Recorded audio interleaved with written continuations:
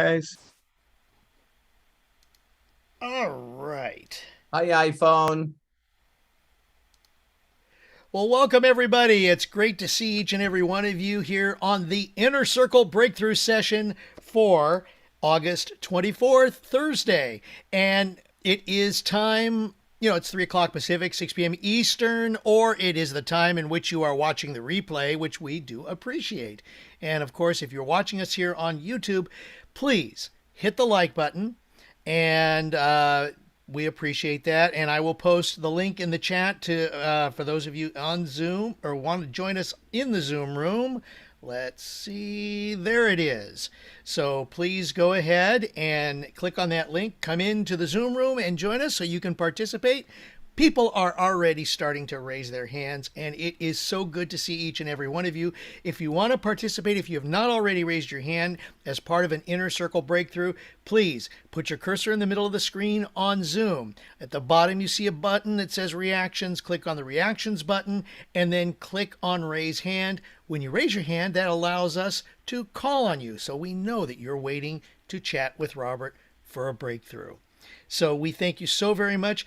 Got to give it out to a couple of people before we get started because we want to welcome a brand new member to the Inner Circle. It's My Daily Marketing with Anthony Lombardo. So, Anthony, Whoa! yes. Anthony, thank you so very much for joining us. We are really glad to have you on board with the Inner Circle. And gotta also say, bless you and thank you to our 3-month member. Thank you for being a member for 3 months, James Saunders, because he donated to the super chat. And James, man, bless you. Thank you so much. If you want to donate to the super chat, which all the proceeds go to organizations that Robert helps, just click on the $ in the box below the chat on YouTube and then donate. And as I said, it will all go to good causes that Robert supports. So, with that being said, it is time for the Inner Circle to begin. And of course, the Inner Circle means that you get to ask Robert a question. And we try to get through a breakthrough that Robert is famous for. He's been doing this for many years. And especially lately, since we've started doing these breakthrough sessions with the Inner Circle group, all I can say is wow, because everybody is getting a breakthrough, and that's what this is all about. So, Robert, let's go ahead and get started. Ladies and gentlemen, Mr. Robert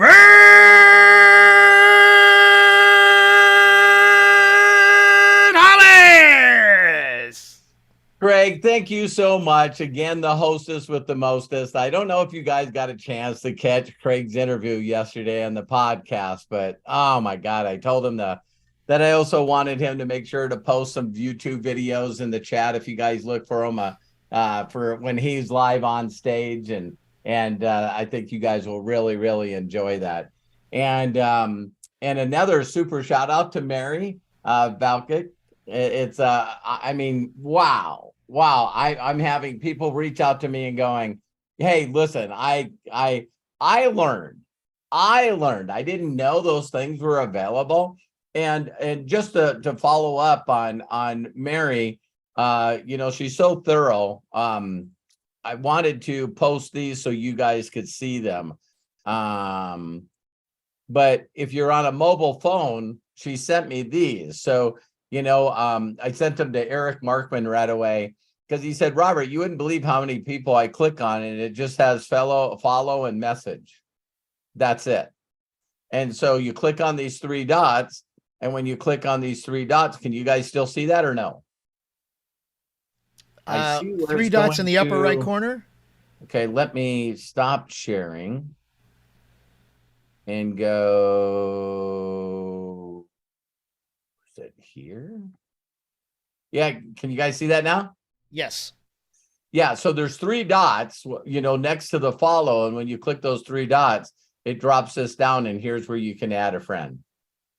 So, I learned a lot. I learned a lot from Mary. I hope you guys really enjoyed that. Thank you again, Mary. It's so awesome. And of course, she sent me a screenshot that, based on what she did, the members that come back to her, she's at 5,000 friends now. So it was funny when I was talking about today, would you follow you? Would you follow you? And I know we're not supposed to judge people, right? That's not what we're supposed to do. But when I go to somebody's page and they have 5,000 friends and they have thousands and thousands of followers, that I'm not trying to judge everyone, but that's a little better than someone send me a friend request and I click on it and they have no friends and no followers. And so really, really, really, really amazing. So thank you, Mary. Give everyone Mary a little deal there. And I want to show you guys one other thing to update you guys on someone. I'm thinking about doing a video of this, but I think that you guys will really get a kick out of this. So hang on a second here. We all know that there's ads that are constantly going, so you guys will have to listen to this. Let me see where to share again. All right. Got to show you guys something here. In tax liens. No, seriously, why are you not investing into one of the most I'm going to take you directly. Okay. So on videos now, there's this thing called auto translate. Watch. So now I click on here and that brings up this language. You'll see here how I changed it. Now you go over to settings. Then you click on subtitles and you click auto translate and look at the languages. So right now, I don't know if you guys have seen, I'm promoting a bunch of new women out of Czech Republic. So I probably have my inner circle people now all going, oh my God, I got to find people in Czech Republic and build in Czech Republic, instead of, just getting everyone everywhere. But so, I sent her this video and she says, yeah, but it's not in Czech. And so now watch the language. To my online banking. Now, why would I do that? I would do that only for one reason. I'm not hiding anything. Smirch. So I'm going to click in here. So yeah, if you guys would have any clue how much money I've spent to companies doing titles and stuff, it's like it's pretty crazy. So it's a lot of good things going on. I think you guys already, Joshua is so far past where he was last month. So it's going to be good to see these. So I had Josh Wagle reach out to me and he says, there's some leaders in the company that would really like your help. And I go, do they not know how to contact me? So, my inner circle, here we are. So I thought I'd give you guys just those couple of quick updates. Again, this breakthrough for this inner circle is for three things. I think you guys noticed that, I want to start doing more videos that are just exclusive to the inner circle. I hope you guys don't mind.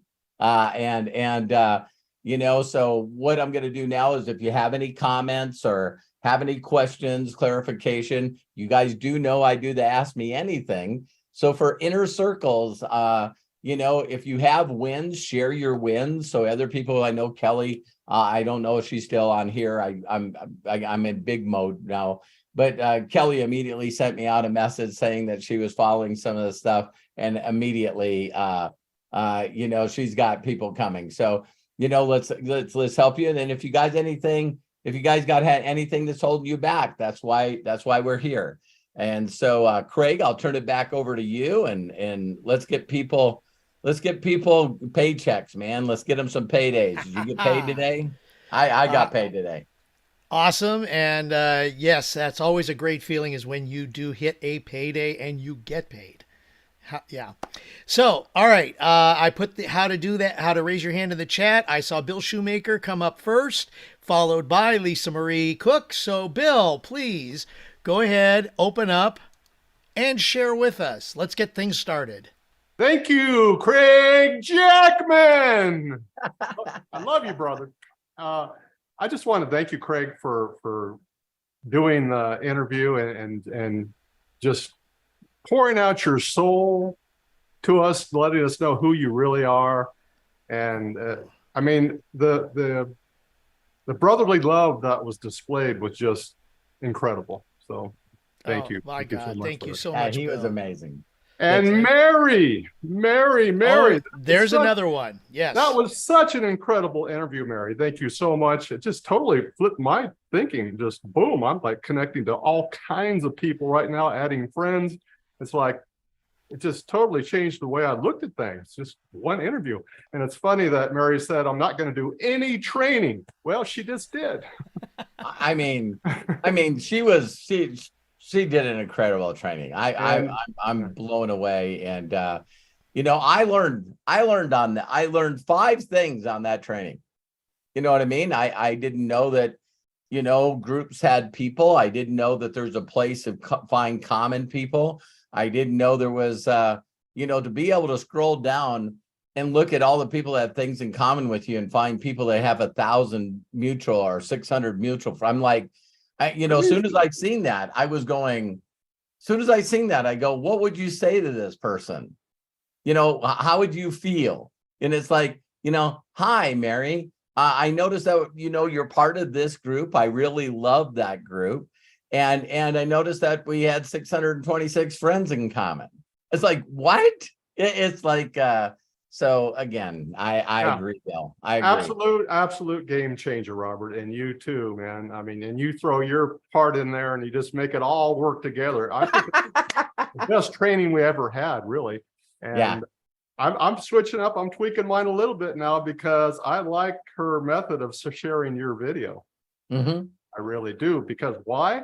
Because you're connecting them to you already, and then they send a video of you to create a free account. Oh my God.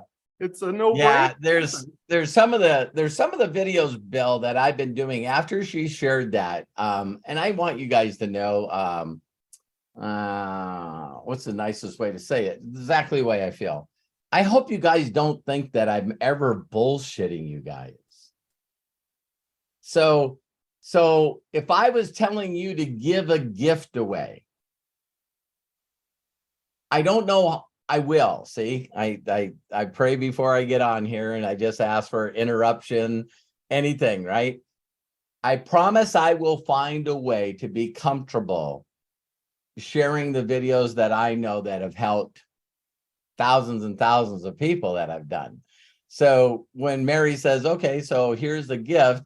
And then Kelly said something to me the other day where she says, I tell people, listen, I'm going to share a video of documentation, and this is a guy that I'm working with. And when you see this video, at least subscribe to his channel. And I'm going like, see, me telling you guys that you should share my videos. And then, I think in the last, couple of months, I mean, there's some videos that I've done where, just ones where I'm like really speaking to the people, telling them they can do this. You know what I mean? You can do this, and you deserve this. And, and I'm thinking like, if there was a video that I've ever done that tweaked you, that emotionally hit you right between the eyes, to share that video, that's pretty cool. That's because if I have done a video that has helped you guys in any way, then that's going to have a higher emotional thing to you. It'd be like, and I never caught that. Joshua did it first, sort of spun me a little bit. And then, I've had people reach out to me, and then Mary said it. You guys seen me on an Inner Circle call going, man, telling people to share a video that I've done is just not in my psyche, because I've always shared, for the last 5 years, 5 months, I've been sharing Jenna and Josh's videos. So people are like, what do you do once they become an affiliate? When they become an affiliate, then that's when I point, guide, and direct them and go to live stream. I tell them, listen, go to live stream. And then there you can see one of Josh and Jenna's videos. And but I don't tell them that I need them to watch that. So I said, when you become an affiliate, let me know what videos you would like information from to feel comfortable sharing your affiliate link and introducing me to people. And then my next thing is to show them the $5,000 video. My goal is to get you a paycheck. And that's when I can find out where their head is. You know what I mean? I don't want to do this, or I just want to be a customer, or I don't want to do that. But yeah. I mean, going from my video to a video to my video to another video, I'm going like, damn it, these guys figured out how to do what I did with my mentor. Simplified.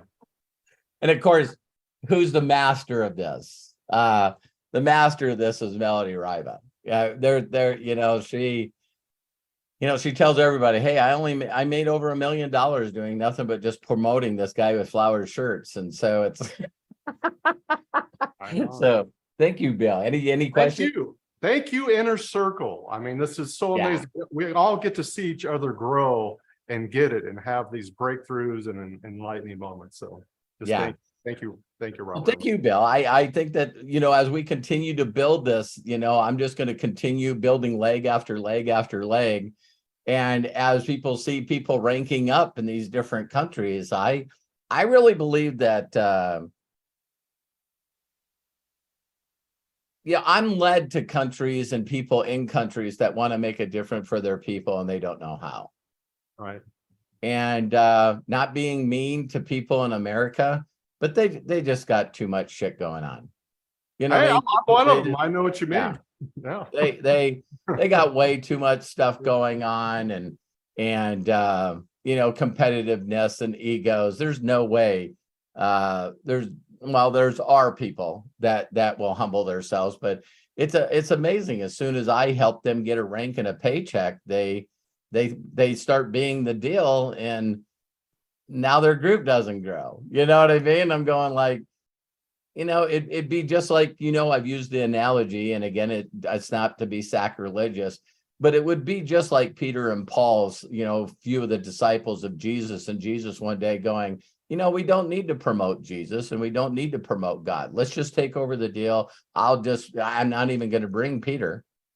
You know what I mean? And I'm going to go to Paul Town and I'm going to be the deal. And everybody now knows that Paul's the deal. It's just no one frickin' shows up.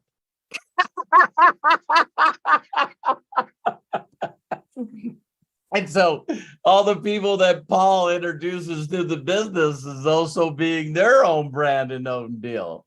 So it's almost like this false, it's just like a false thing. You know what I mean? A bunch of people that are standing around saying that they're the deal. And if you ask them can you give me a name of one person that you got to 1K? And they're like, what are you talking about? It's like, so you guys talk to Joshua Doramella, and that brother is not the deal. And now he's going to have probably 250Ks underneath him. So yeah, it's so well, it's the real secret that you teach too, Robert, that most people don't get. It's about mindset and the greatest miracle in the world and the 6-phase meditation. Well, my mentor not only, Bill not only got me to really change the way I thought about everything, and I knew that I was coming from the consumer employee mentality, so that's when you say stuff like this. It's like, Bill, I don't quite understand why I need to pay you money to make you money.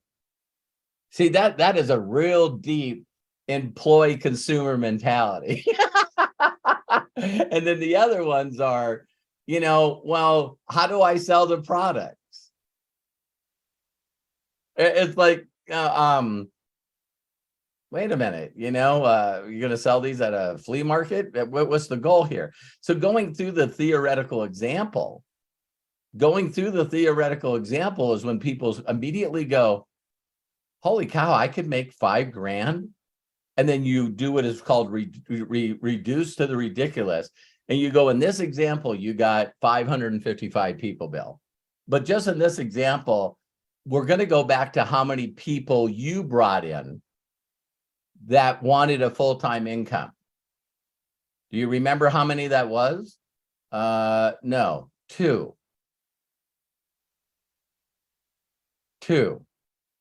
So do you and I think that we can work together to find these two?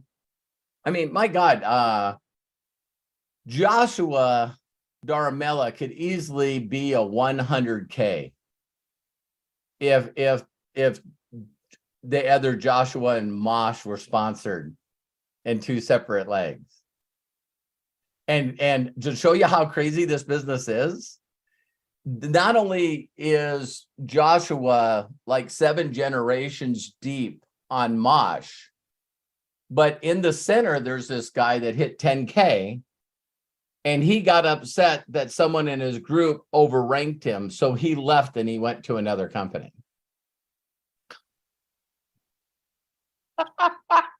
And you can't fix stupid. You just really can't. And so, you know, do you guys realize, listen to this. Joshua Daramella, the other Joshua and Mosh, the leaders there, do you know they didn't even tell me that this guy left? And I go, they asked me some questions about this company. And so I reached out to Josh, helped Josh tell them, not to get negative, but you guys know people are people, right? And how long should it bother you? There was a guy named Joel Thayer that was one of the owners of Syntech when Josh bought Syntech and changed the old product into FFX. And so Josh owns everything. And so this Joel Thayer was supposed to be international expansion for MDC, and things didn't work out, and he left the company. So then he went and got Alton Patterson, one of the leaders that were in Africa. And what they did is Joel knew of a warehouse that had 40,000 packets of the old product that's 15 years old. And now him and Alton are selling that product to the leaders and calling the leaders in Nigeria and saying this was the original product. MDC's is going to get their rights pulled away, and we're selling the product for cheaper. And the owner of that product, Syntech, went out of business because it didn't pay for that product. So Joel found out where it was, and he's stealing the product, raiding people out of these guys' group. And they just, all they wanted to know is, what should we tell the people? So me and Josh went back and forth. Josh did a deal with them today. And man, they're now got the wisdom and the knowledge that they need to tell the story to get these guys, there's probably going to be some legal stuff, and Josh has nothing to do with it. It's this guy that owns the product. But, so I share very openly with the inner circle. And so Joshua goes from nothing to 1K to 5K to 69,000 in volume to 70,000 in volume. And when do you get something that steals it away? Immediately. So now his group is getting attacked, and people go, I want a big group. You better grow your leadership. Because as you build a large group, he's now got over 6,000 people in your group, then you got idiots, right? And you got people that are deceptive and they lie. And so now I think you guys know where a little bit of the competition video came from. What about the competition? So you heard me do a video, and those guys grabbed that video and blasted it down their groups. And it's like, some people are saying, well, I'm sorry I listened to these guys. Can I please stay with MDC? So it's funny stuff going around, but that happens all the time. So I can't wait till Mary's second training. Yeah. Yeah, it's like her second training is okay. So now you got an email that says, congratulations, you got a customer or affiliate. And now, Mary just got to reach out to them say congratulations, make sure they understand the theoretical example, right, Mary? And then from there, you now show them how to duplicate what she did in her first video. Yep. Yeah, so now you get now you got the whole training bill. There you go. Yeah, except for the reason my hand is raised is to admit I screwed up on something. Please tell us. Share? Okay. See now, do you guys realize how many people know where Mary screwed up? No, not that training. Perfect. That's why you should. Oh, not in the training. Okay, sorry. Not in the training. Tell us. Maybe in my future training. Oh. So I had appointments set with my new affiliates. So I had one on Tuesday, I have one on Monday, and I have one tomorrow, which is fine. So when the one on Tuesday, so when I called her, all I could hear was my voice repeating. So it was so distracting and it was so freaking loud. So I hear myself and I can barely hear her. So I'm a little flustered. So then I start rambling. And then I said something about, have you looked in your back office? And then I hear back office. And I'm like, I'm getting all nervous. And I said something about videos. And then all of a sudden a train went by on her end. And then she goes, I'm sorry, I didn't hear you. A train's going by.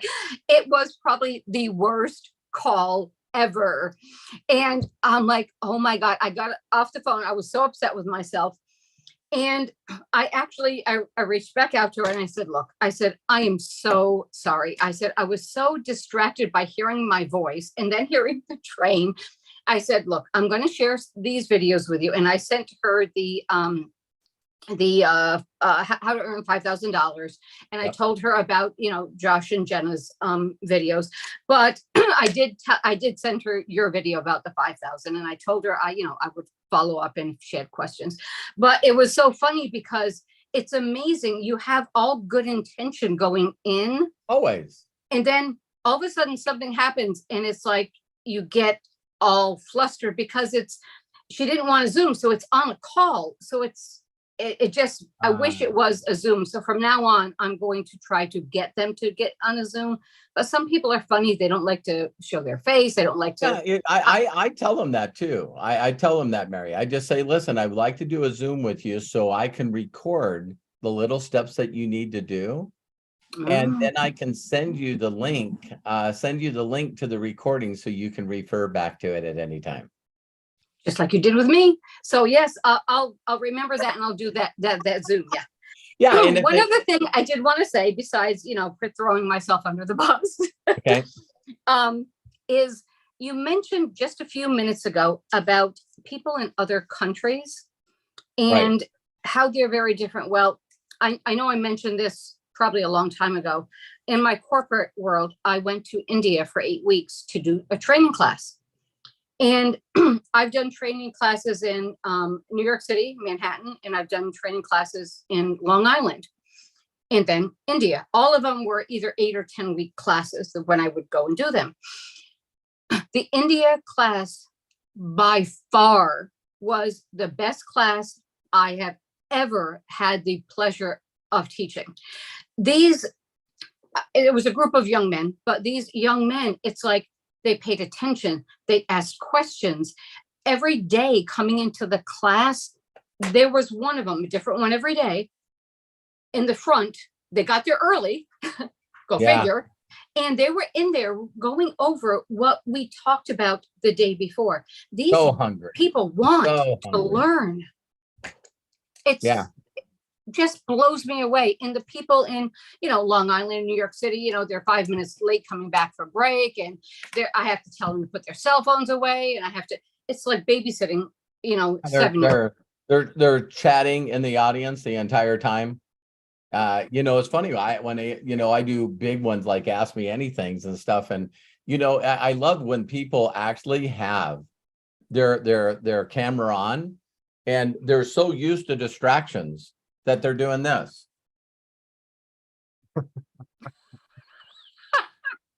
But these are the same people that send me a message and they go, I just don't understand what you're saying. And I'm really confused. I just don't quite get what you're doing. And I'm going like, Put no the kidding? phone down. No kidding. Like, so yeah, thank you, Bill. I really, really appreciate Thank you, you. man. Thank you, Mary, brother. thank you again. It's like, Thank you, Inner Circle. Love you. Yes. you didn't This place is- mess up. You didn't mess up. Oh, it's perfect. Perfect, Mary. Anyways, that was all I wanted for my hand Thank you. raise. That was it. So Thank you. I love you guys. All right. Wow. 2 for 1 here. That was really, really good. Bill, Mary, thank you. And, I agree. I think if you have not seen Mary's interview, I posted it in the chat, the link to it. It is an Inner Circle only. So make sure, those of you that are watching today, or if you're watching it recorded because you are part of the Inner Circle, watch this interview. Oh my goodness. It is amazing. And Mary, thank you so much for sharing what you do, or shall I say it in the movie way, sharing that voodoo that you do so well. I just love the confidence that she's getting and doing this. You know what I mean? So, if someone sent me a friend request and it was Mary and it was a video clip asking me, if I was having a good day, and then I click on her profile and went and looked and seen that she's maxed out on her friends and has over 6,000 followers.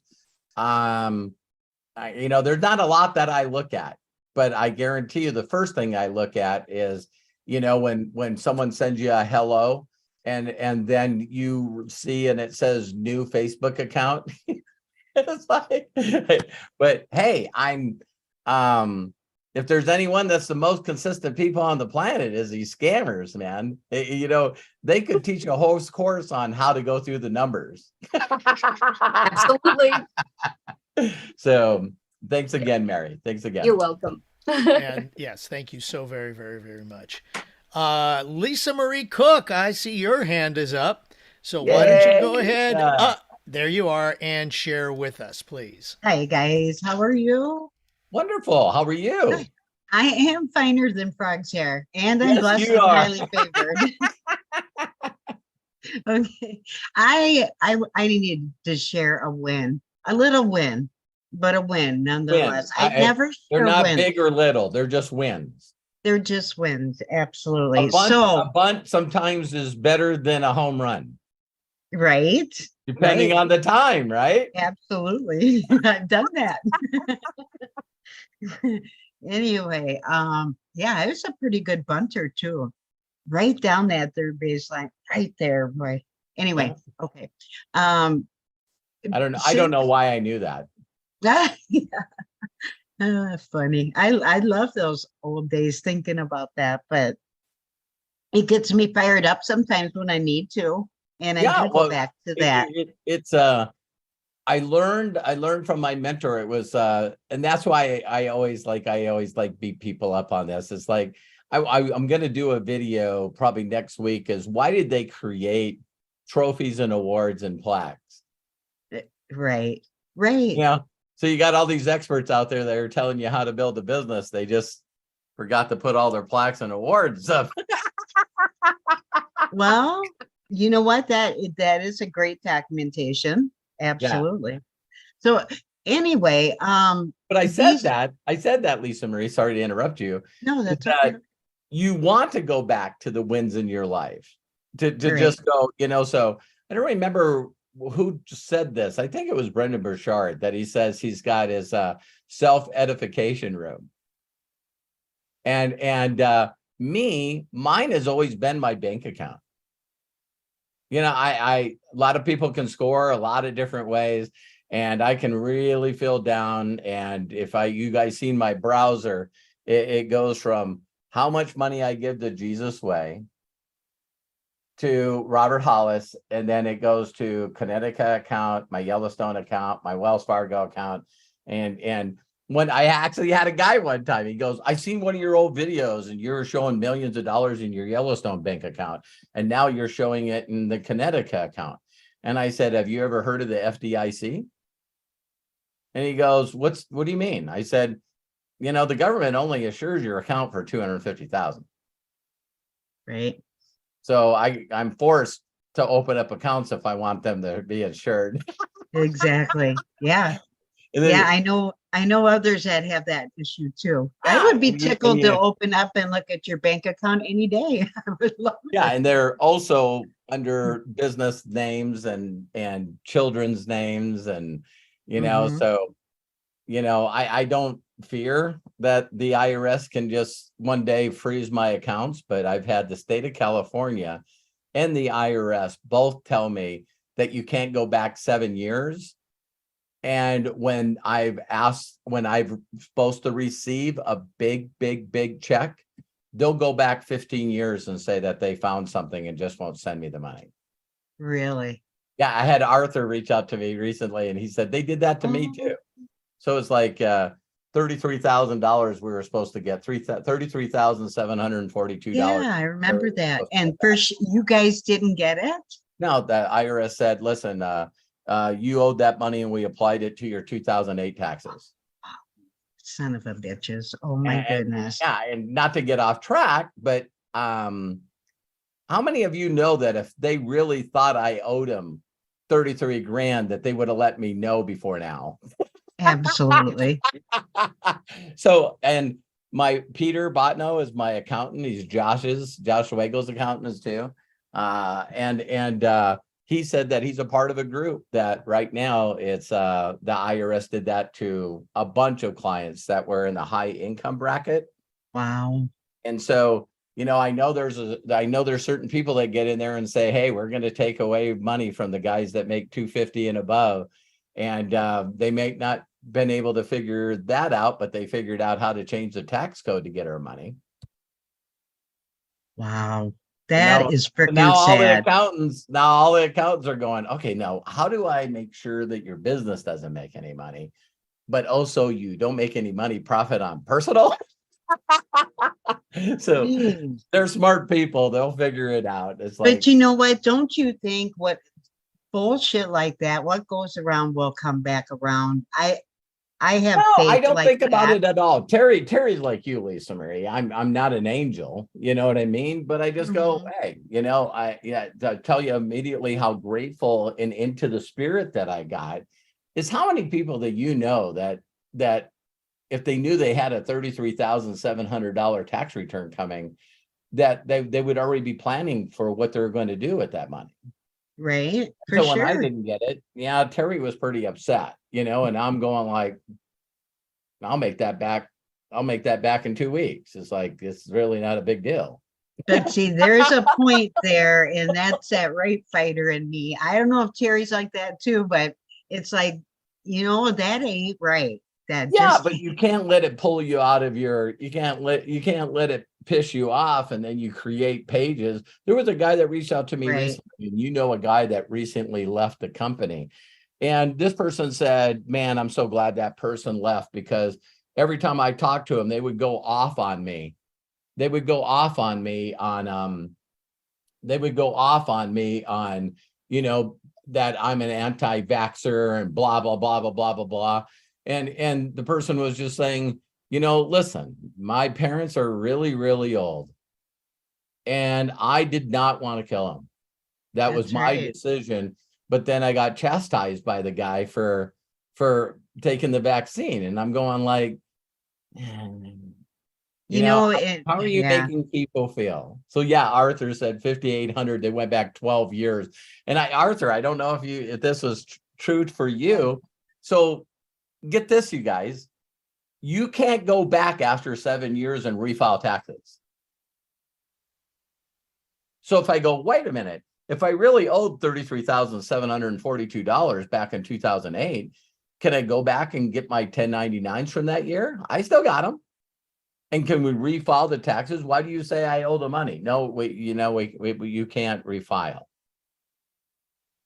You already filed. Yeah, but you didn't say I owe any money, and you never sent me any letter since then. It's like, so I now need to get off the topic, Lisa Marie. I apologize. Oh my God. I'm so sorry I brought that out of you. But no, you didn't. I think the reason that you and I are talking about it is that I don't know how to explain this, because I don't believe, maybe some of you do, but I always hear people going, oh my God, we're fighting the devil. You know what I mean? It's spiritual warfare. And I don't want to get in an argument with anyone. I'll just tell you that I read the book and we win. It's like, this is my perception of what's going on, right? Is that we've already won the battle, but that doesn't stop from the Luke Skywalkers having people saying, I'm your father, right after they cut your frickin' arm off. You see, right? So it's like, how long do you spend on that stuff? You know, so you think about it, why do they do these really crazy things, Lisa Marie, in movies? Well, it's because you think you have a traumatic experience. You're fighting Darth Vader. He cut your frickin' arm off.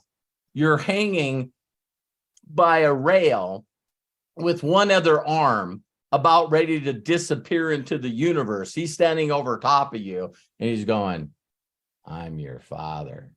Bam! If you know the story, that's why he seeked out Yoda, is to find his dad. And so I'm just sharing with you that I always look at movies as being pretty freaking fun, because you go, well, you know, my dad beat me up and then he disappeared. It's like, well, he didn't cut your freaking arm off and then tell you. You're hilarious. I gotta tell you. Thank you. Thank you. So I just wanted to share with people that, you know, just because I don't share with you thing that, you know, some people consider things that happen to me are bad, but they just they don't rent any space in my life. They don't, you know, take the moments away. So the only time you that gotta I get to that point for more time is trying to console Terry. You know what I mean? Because Terry's the kind of person, there was a couple of family members recently that went off on Facebook talking about how much Tesla sucks. And, you know, Matt just got his second new Tesla, you know, and Terry's getting a new Plaid, and she's had an X for 3 years. And she's like, I'm going to give these people a piece of my mind. I'm going like, listen, I won't go. Yeah.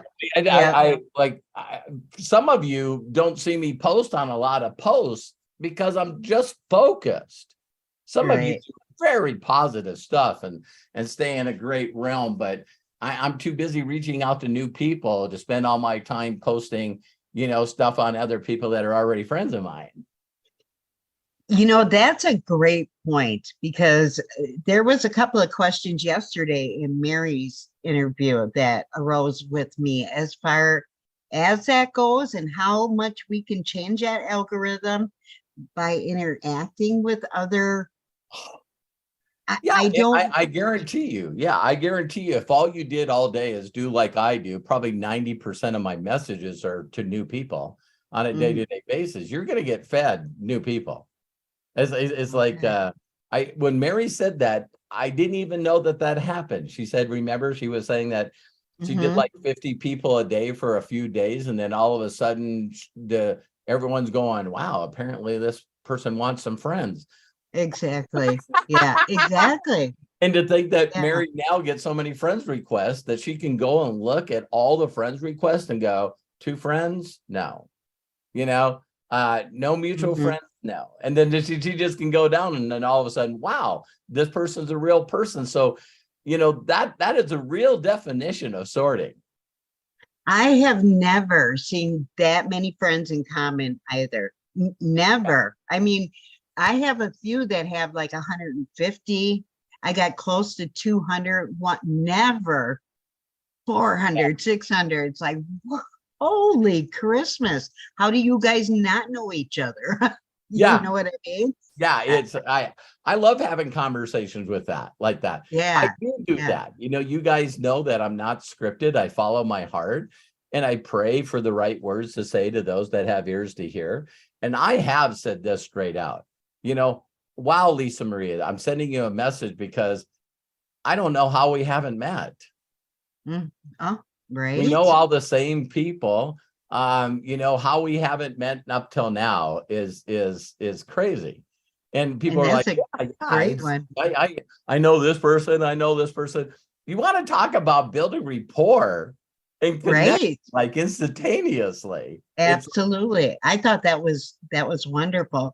And on Mary's thing, I did have that I did notice that when she went back and looked at how many followers she had, and it also showed how many she was following. Now I have gone in and unfollowed a lot of people, but I noticed she only had 261 or 260, some small number that she was following. So does she go back in after after she accepts a friend and then unfollow? Because I think that's a great question. I'll tell you what I do. I seen one time, like I have 2,700 people I follow. okay. So I've never, again, you guys would crack up if you knew how little time I spend on stuff that I think a majority of people spend all their time on. You know what I mean? It's like, I get emails. You guys are not going to believe this. I actually get spam emails over and over and over from the same people. I just don't care. I just don't care. I get all kinds of porn that gets sent to my Facebook Messenger. Not upset about it. Don't click on it. Don't, report it to Facebook. Damn. It's like, stop wasting your time with this crap. You know what I mean? Do I delete it? No. I mean, you guys, I think I've shared this probably on another video, but look how many unanswered emails I have. And I got people that go, why wouldn't you just click on them? Because it takes time. Takes time. And then you're like, oh, damn, this damn Anthony's got me on his list and now he won't take me off his list. No, I don't care about any of that. It's like, why spend time on stuff that doesn't matter? Yeah. No. So Lisa Marie, so I don't only take a minute here. So the reason I only have so many is when I first started doing the getting to my 5,000, I only, like Robert said, I only did 2 or 3 days of requesting 50 friends, thereabouts. After that, I stopped because I started getting them. What happens is every time you send out a friend request, it automatically has you following that person. Right. So every does.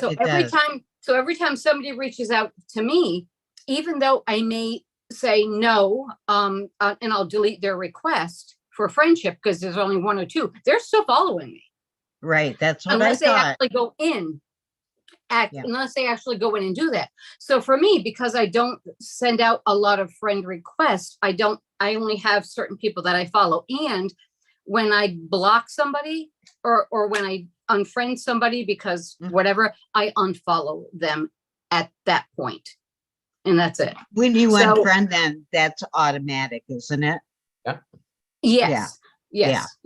Or block, delete, whatever. Right. Unfriend. Unfollows. But when you're accepting friend requests and vice versa, you have to manually go in there and unfollow that person for it to be as low as yours is. Well, yes. Wait a minute. If you guys are confusing me. Oh, really? Do you not? No. I'm just saying I didn't want to interrupt you two, but I'm just going like, why are we spending time on this? Exactly. Exactly. So basically, I don't unfollow. Oh, that's okay. So Yeah, I don't go and unfollow people. No. You don't. Okay. That's what I needed to know, because I don't know if that's good or bad, Robert. I don't even know what an algorithm is. Okay.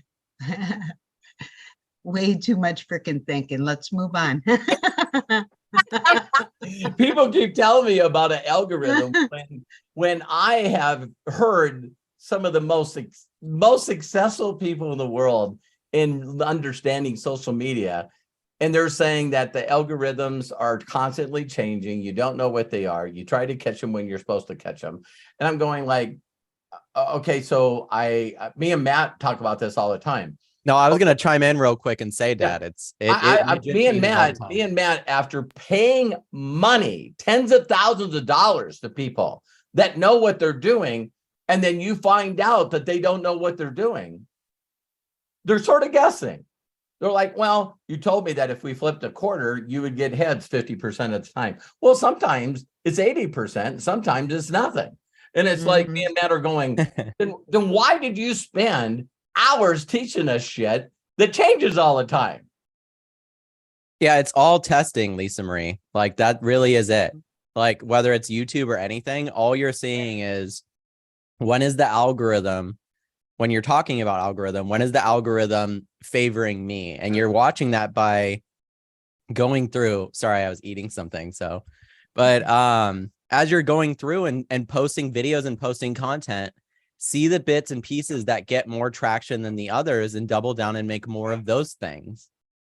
Right. Yeah. And there's some creators that if you don't want to build a following fast, you can just make all the content you feel like making.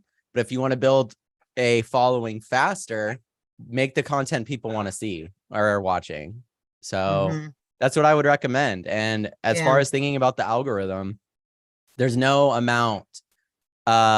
If someone could know how the algorithm worked, then they'd be making viral videos all of the time and making millions of dollars. That's true. The only people that continue to get millions of hits are ones that have built a following. So that was great. Thank you, Matt. Thank you, Matt. No okay. problem. I'm going to concentrate on what is important here, and I'm going to share my win. And awesome. I apologize that we got off track. Oh, no, it's all good. Everything we talk about is good information. So anyway, listen, Lisa's going to go, I got to win. And then I interrupt her and go on a tangent. I'm sorry. So please share your win.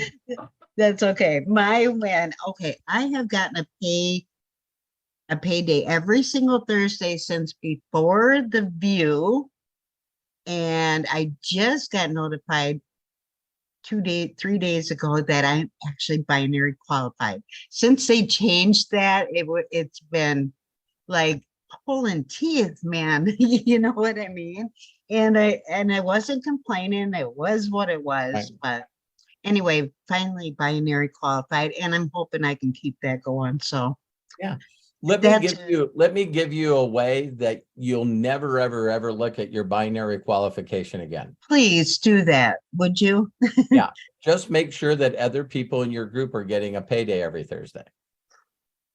So your focus no longer is on what do I need to do to get qualified to get paid. I need to get that.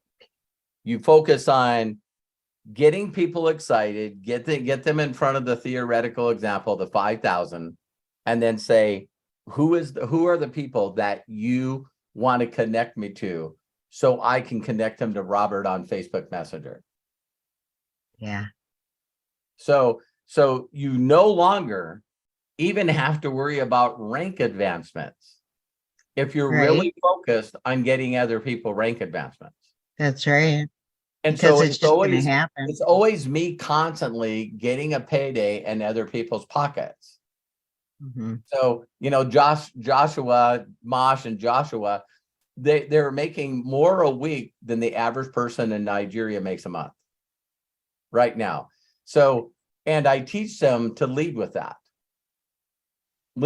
So as soon as I found out where people were hurting, I'm going like, hey, listen, I want to show you this. What's this?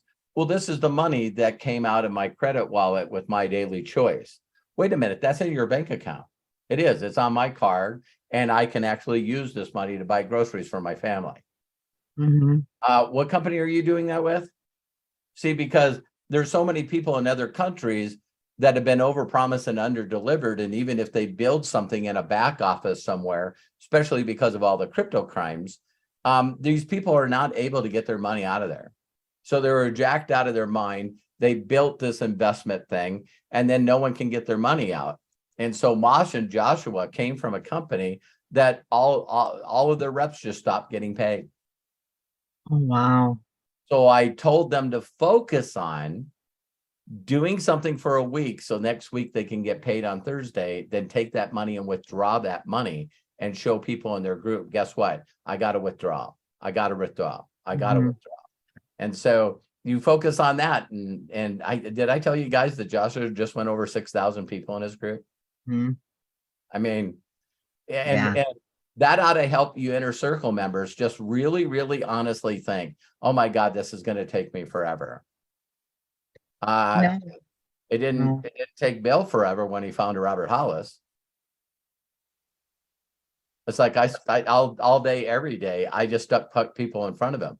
And you guys really will know when you got it flying is when you're doing 3 to 4 to 5 Zooms a day with brand new people. Or they're brand new people. Mhm. Yeah, that's when it's fun. It's like people go, I think yesterday I did 3 Zooms and 3 videos. It's like you can't be talking to that many people and not have magic happen. Right. Right. Yeah. Thanks, Thank you Robert. for Love the you. win. Thank you for the win. That's so cool. Yeah, you Yeah. guys have seen a lot of people will tell you to focus on your wins. Did you guys see the one that I posted the other day? Is think about this, Lisa Marie. Testimonials are love to our heart.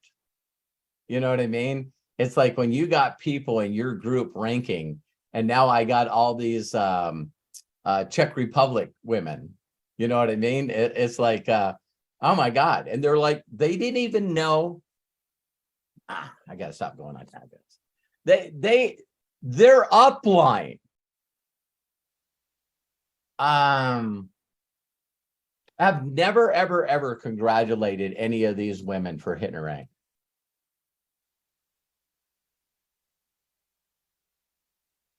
So their upline super affiliate is creating graphics for them and celebrating them on his wall.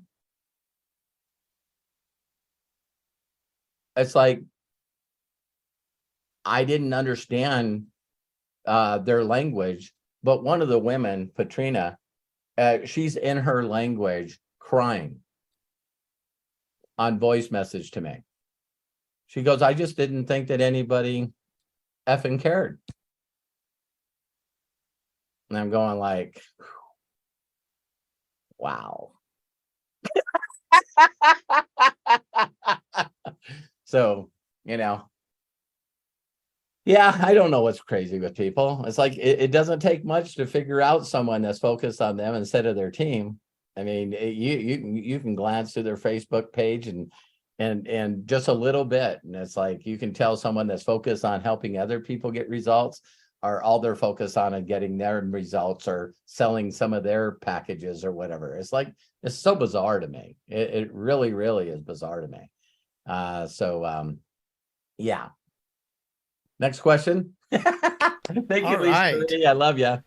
Lisa Marie, thank you so very much. And I mean, we are sharing so much information here, ladies and gentlemen.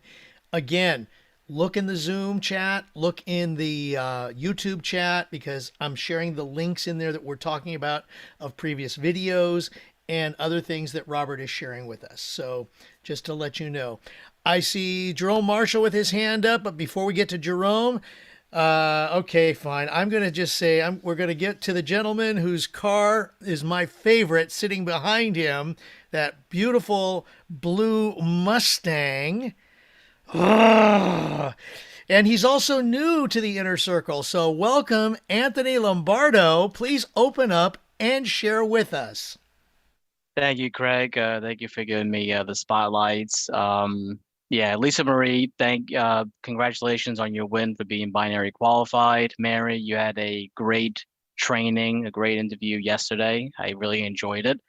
And this represents my happy place. This past weekend, Robert, you and I talked about, we're very passionate about drag racing, and you used to work for Penske.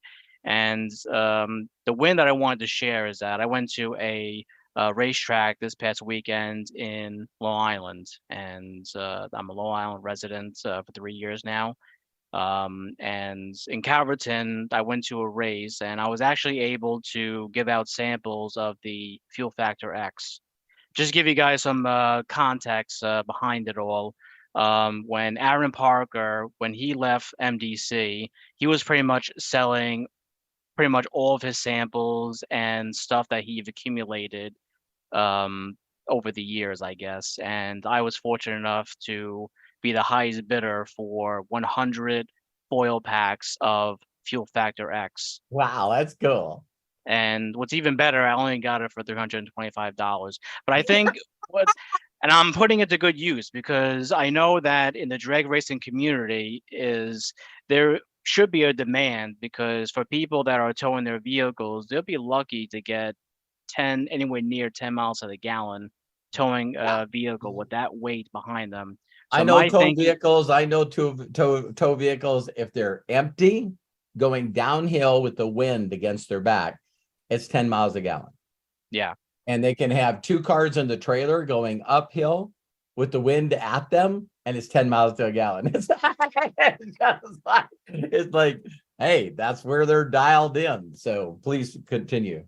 Yeah, so basically what I've been doing is, as we are racing, a lot of the time there's a lot of downtime in between rounds. We're going down the track, and I race this car. This is one of my daily drivers. I don't drive it that much, but I can drive it on the street, and even better, I can drive it to the racetrack and race it. But cool. During the downtime, I can have conversations with people, and yes, our passion is racing.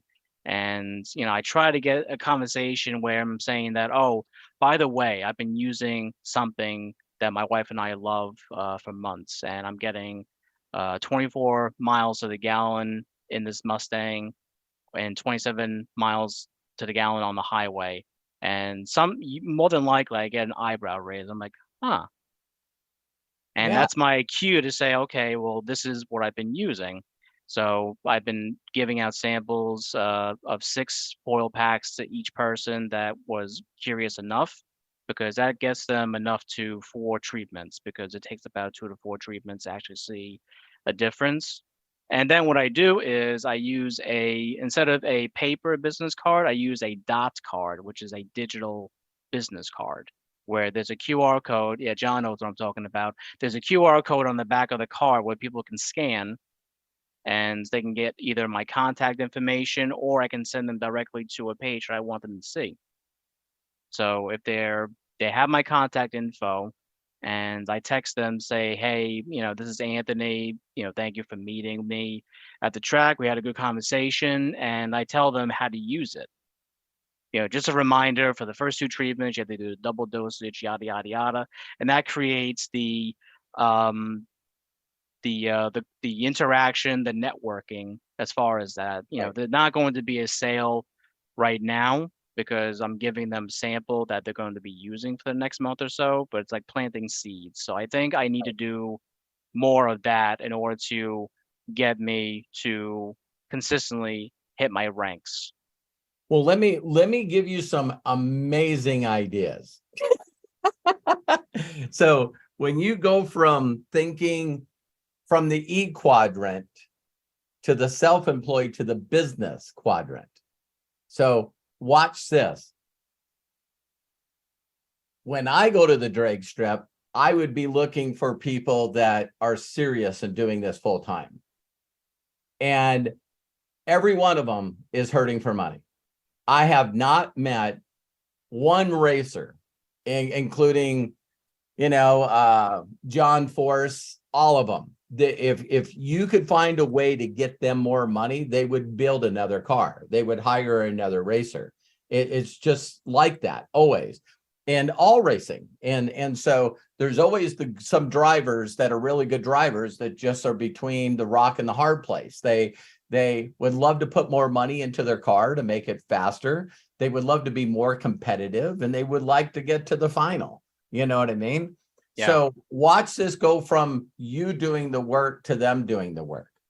So I introduced myself to a business owner, you know what I mean? And I said, listen, I said, do you know of anyone right now that's struggling with getting money for their car? Okay. That's stupid. Everyone I know. Well, listen, there's a lot of big sponsors that get their name on the car, but I'm sure you got a lot of followers of people that just love you that probably are even sitting in the stands. Yeah, we have a large following. Listen, what you could do is reach out to your following and saying, I know you can't be like, Pennzoil on the side of the car. I know you can't be the big sponsors, but listen, if you would click on this link and try out a product with a money back guarantee, the portion that we make will sponsor the car. And what we're going to do is the people that actually become affiliates to purchase the product and then start giving us testimonials, we're going to actually put your name on the side of the car. So we're going to put your name on the trunk lid. We'll do whatever. And people are going, well, what the hell is this product again? Oh, well, listen, I'd like to give you a couple of foils. And I promise you, when you use it, we already have the testimonials, but when you see that it gets it, now you're a believer of the product. But now you can go out to your center of influence and ask people that everybody with a little bit of just being a satisfied affiliate, purchasing and using the product helps us supplement to be able to get the new tires, build a new engine, maybe a new paint job, whatever. And then what we're going to do is have a page on our website that's dedicated to all our donors. It's a great idea, Robert. Wham. So that goes from the employee to the self-employed to the business owner. So now all of a sudden, so I used to do this with churches. Everything just comes from just that one ramp up. When people the one thing I was going to share with Mary, and I forgot to, is that when she finds these pages that has incredible, my first thing is just to approach the admins of the page. Yeah. And so now I approach the admins and say, hey, listen, I don't know if you'd be interested. This is our company. It's an affiliate company. You can get in for free, but you can use this to supplement, what you're doing since you're spending a lot of time managing and doing this group. So everything for me has to be, I'm just trained, Anthony, that it needs to be residual. It needs to be leveraged. It needs to be residual. It needs to be leveraged. It needs to be residual. It needs to be leveraged. Okay, what is the other one? It needs to be easy. It needs to be duplicated. It needs to be easy. It needs to be duplicated. Mm-hmm. So, I love you being a part of the inner circle. As soon as Lisa Marie and Mary started talking about algorithms, I'm like, hey, this getting crazy. Then Matt has to come in. It's like the simple dummy guy that can get 6,000 people in a group in 60 days. And that's what I want you guys to learn. Because listen to me, you guys, it's all mindset. I already talked about how important it is mindset. Me finding someone like Joshua that decides to do it the way I tell him, and then he gets this giant harvest. And so I know people don't believe me, Anthony, so that's why I interview him. Then people will watch his interview, and now they know this guy's making $7,000 a month, but probably less than 1% of the people will do what Joshua just told you what the frick to do.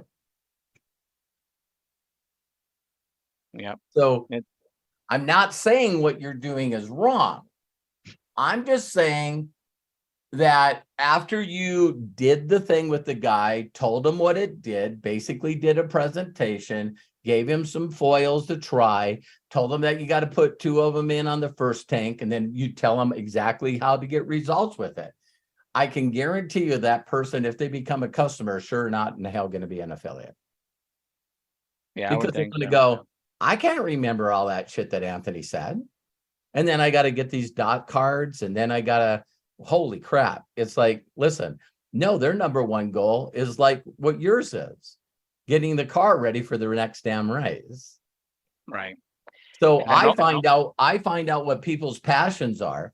And you asked Matt and Kyle. I told them, I said, listen, I could talk to any gamer you know and say, listen, what if there was a way for you to play games all day, every day and not get a job? You got to, WIIFM, what's in it for them? What's in it for me?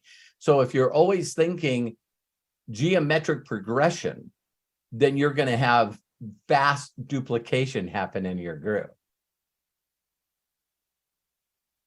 So does that help? Yes, thank you, Robert. Seeing Yeah. the bigger picture. Always. I don't care what you guys do, honestly, but I do care one thing about each and every one of you. I wish as Inner Circle members that you would follow me and do what I tell you to do just to get to 10 grand a month, and then do all this other creative shit on the side. Sounds good to me. It's like because the stuff that you guys do that's creative is what's holding you back for not being 100K. If you guys knew how easy it is to be 100K, it really honest to me is stupid. It'd be like someone telling you, Anthony, well, listen, my car's pretty fast. I race it all the time. And you go, oh, how fast is it? How fast can it do the 1/8 of a mile? Yeah, I think like in 11 seconds. And you're going, no, what do you mean? No, listen, I know what I'm talking about. Yeah. No, you don't. Because everything else in my life, Anthony, in this business is still about the numbers. So you see these people sometimes that are sitting around, they're bragging about the parts in their car. And I've been out of it for a long time, but when someone says, I have a 3/4 cam in my Mustang, I go, what did you do with the other 4 lobes? I don't understand 3/4 cam. No, the guy told me it was a 3/4 cam. No, what's the lift and the duration? What's the lift and duration, and how many degrees offset is it from the crank? It's like, what's your lift on your intake valve? And they stand there and they look at you like, well, what are you talking about? You're not even giving me data on your own freaking cam. Do you got a tag for that? You know what I mean? It's like, well, no, he just told me it was a 3/4 race cam. It's like, listen, dude. So I know you know what I'm talking about when people try to tell you your business and you immediately know that they don't know your business. That's what a lot of people sound like to me. It's like my mentor showed me a $62,000 check, and all I wanted to know, Anthony, is how in the hell I could get that. Just tell me how to get that. Yep. And that's all I focus on. Not returning emails, not so. Yeah, it totally makes sense. And just to go comment a little bit about the Teslas and the Plaid, I see those race at the track that I go to, and they're pretty fast. An 1/8 of a mile, 115 miles an hour. Yeah. And I don't think they did any modifications to it. I mean, I can only go No. 86 miles an hour in my car, and my car, does have more power than the average daily driver. But still, some of the stuff that are coming out with these days, and this is what I tell everybody. When people complain that there's no money, people don't have money. And I look around, and I'm also an accountant in the real estate world. So I go into Manhattan, I go to the office, and I see what tenants are paying thousands and thousands of dollars for shoebox, luxury style studios and apartments. There are plenty of people that have money. I see it every day. Money going in and out, people buying Teslas and Plaids. So I always tell people that money is abundant, just like opportunities are abundant. Amen.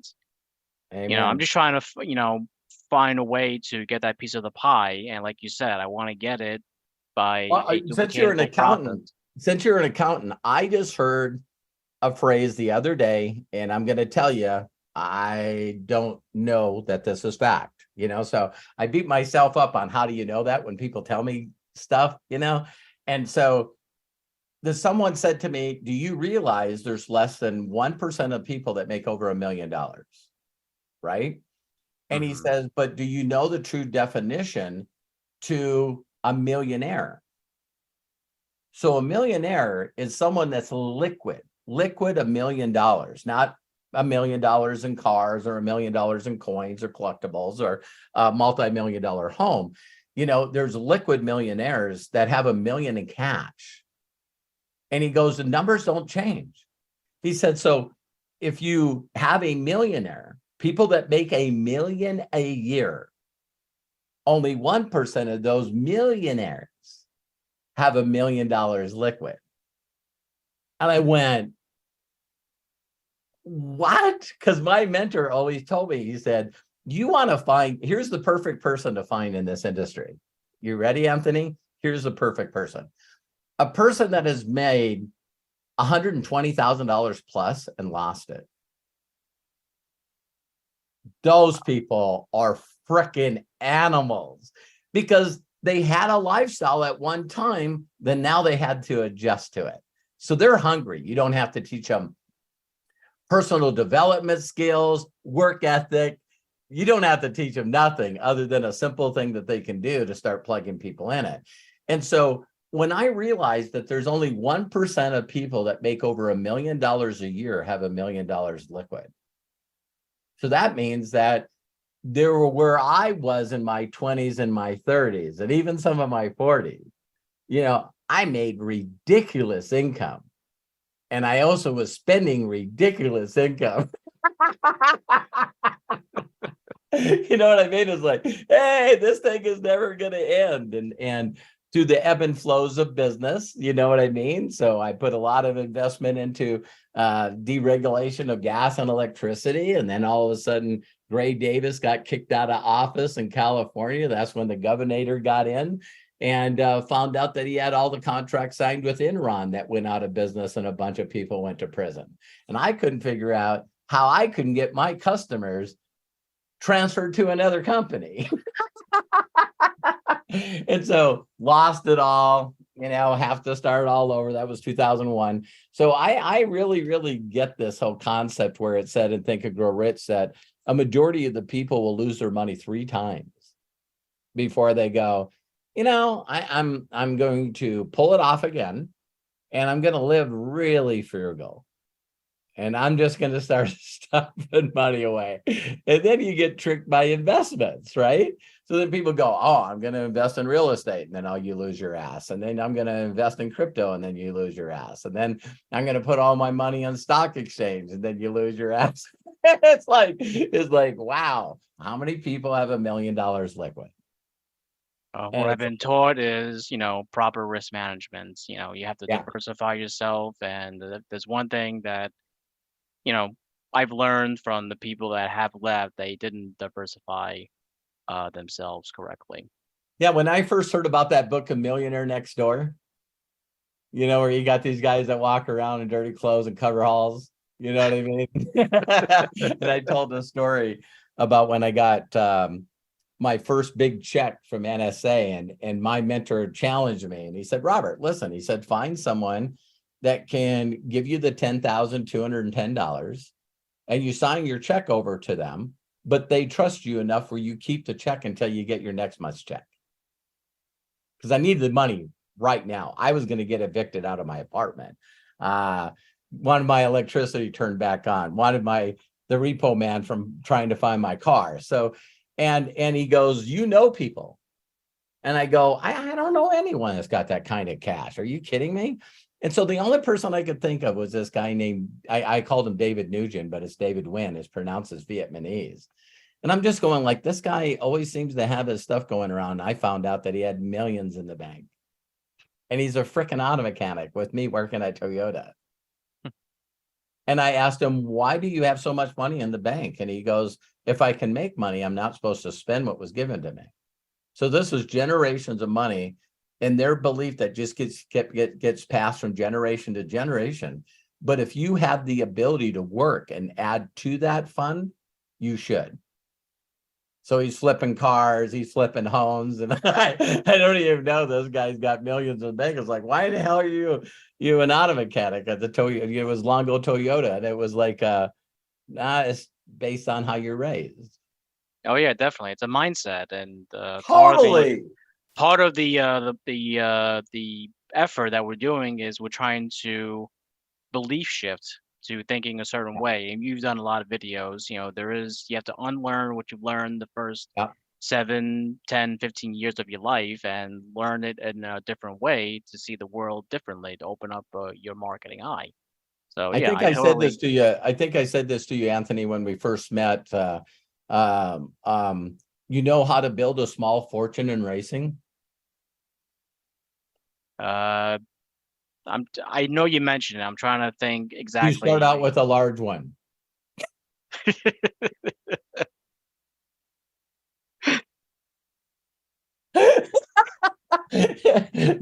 So that's how you know how deep I've been in the racing world. Is me and my best friend David Beckley. I think I shared that video with you. You know, we had that pro stock Camaro. Yes, And I remember seeing that. Yes. that cost us hundreds of thousands of dollars. And then, you know, we talk about ups and downs, right? I keep telling people, listen, you know, just know when you're happy, look around because the negative's coming, right?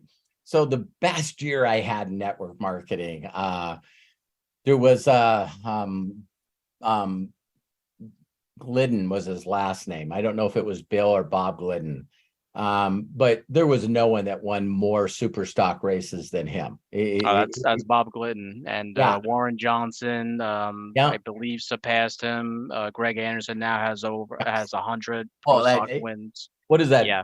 That girl, Landers or whatever, you know. Oh, Erica Enders. Yeah, she Yeah. is the most celebrated and winningest woman driver, and nobody can touch John Force. Over 150 wins. You know, he built an empire, you know, and Yeah. it's just amazing. It's like John Force is like the Brady of football. You know, it's like there's only so many people like that in every sport. Times 40. Yeah. You know what I mean? It's like when you talk about how many people have won a world championship under John, include his two daughters. You know, it's people think that you can't duplicate something. Holy crap, you know. So his son-in-laws is everybody's in the game. Yeah. I think the common denominator is that it's a team effort. And I think the biggest lesson that I got coming into network marketing, I have a high ticket affiliate backgrounds, and I didn't understand until later on that you can't by yourself get to the ranks that you got into 15, 20, 250K, 100K. You have to have a team to help you do it. And that was something that I found out and learned. And I'm like, okay, now it starts to make sense. This is how it's possible. You just switch your focus. So my mentor used to say all the time, you can't sell or recruit yourself to super affiliate. That was called national marketing director. Mm-hmm. You can only duplicate yourself. So when you can excite ordinary people, I don't know if you've seen the video that I did, Who's the Goats of the Industry? I haven't seen it yet. Go to my YouTube channel and just put in GOAT. And I recently did this, Anthony, with Mark Cassetta and Josh Wagle. I said, so you love drag racing and you just named off the GOATs. You immediately just named off the GOATs, right? And when me and David were in the industry, I mean, in stock, it's like there was one Oldsmobile motor that everyone was using at the time, and it was $71,000 for the motor. And so I bought one, and we put it in the car, got to race a season and a half, and then they outlawed the motor. You just go, hey, you guys can't run that anymore. And it's like, what the hell are you talking about? It's like, so for the big racing guys, it's like, okay, they made a rule change, no big deal. My sponsor says no problem. He wants to make sure that that motocross on the side of the frickin' car, and we're getting whatever's updated next year. And they were probably in the know and already had new motors produced by the time they outlawed them. It's like, listen, this is going to be a problem here. But So I'm sure that's how John Force's team operated. They kind of had the know-how, what's coming, and they tested yeah, it in the backgrounds. Just like when Robert Height, he adjusted the angle of the header pipes, yeah, which gives them more force going forward, and people started to notice, and now everybody started to do it. So John Force and the team always had a way to get ahead of the 8 ball before anybody else did. yeah. And Well, there's a lot Anthony, of thank you for similarities in network marketing, getting ahead of something.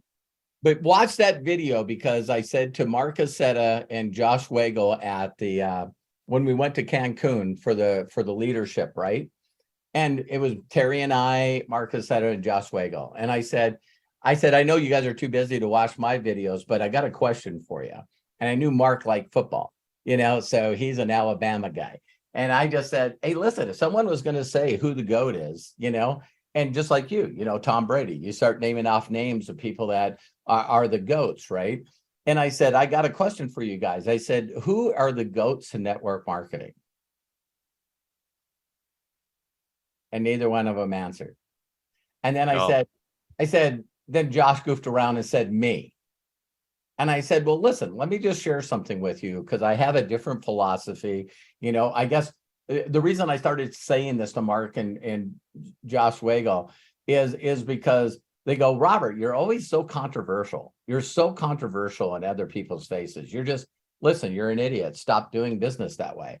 And I said, they go, why are you that way? And I go, because people are idiots and not only do the business not right, but then they teach everybody around them the wrong way to do the business. I said, the reason that 99% of the people fail in this industry is because they listen to unproven idiots. And you know what? That's not allowed anywhere else, Anthony. Nowhere else is that freaking allowed. Someone can't just be in a competitive accountant against you. There's certain things that are put up that force that person to get their certifications, to get their education, to pass certain things to say they're a CPA. You just don't get to be a CPA. Right. And so I wish network marketing was the same damn way. And so all I said to Mark and go watch that video, because I said to Mark and Josh, and I said, do you know where there's two guys tied in the Forbes magazine as being worth $6 billion each? Those are the GOATs in network marketing. And I just find it weird that they own a 63-year-old company that does $8 billion a year, and everyone doesn't want to imitate them. It's mind-boggling to me. Good point. It's like but I do. You know what I mean? So you go watch an Amway video, and the first thing that it says in the first seconds, quarter of a second, you click on the video and it says, do you know anyone that's interested in supplementing their income? Times are tough. And then they have their video for product that has 40 million views on it, Anthony. 40 million views on their video. And their product presentation is 45 seconds long with no voice. And they just say they got over 350 products.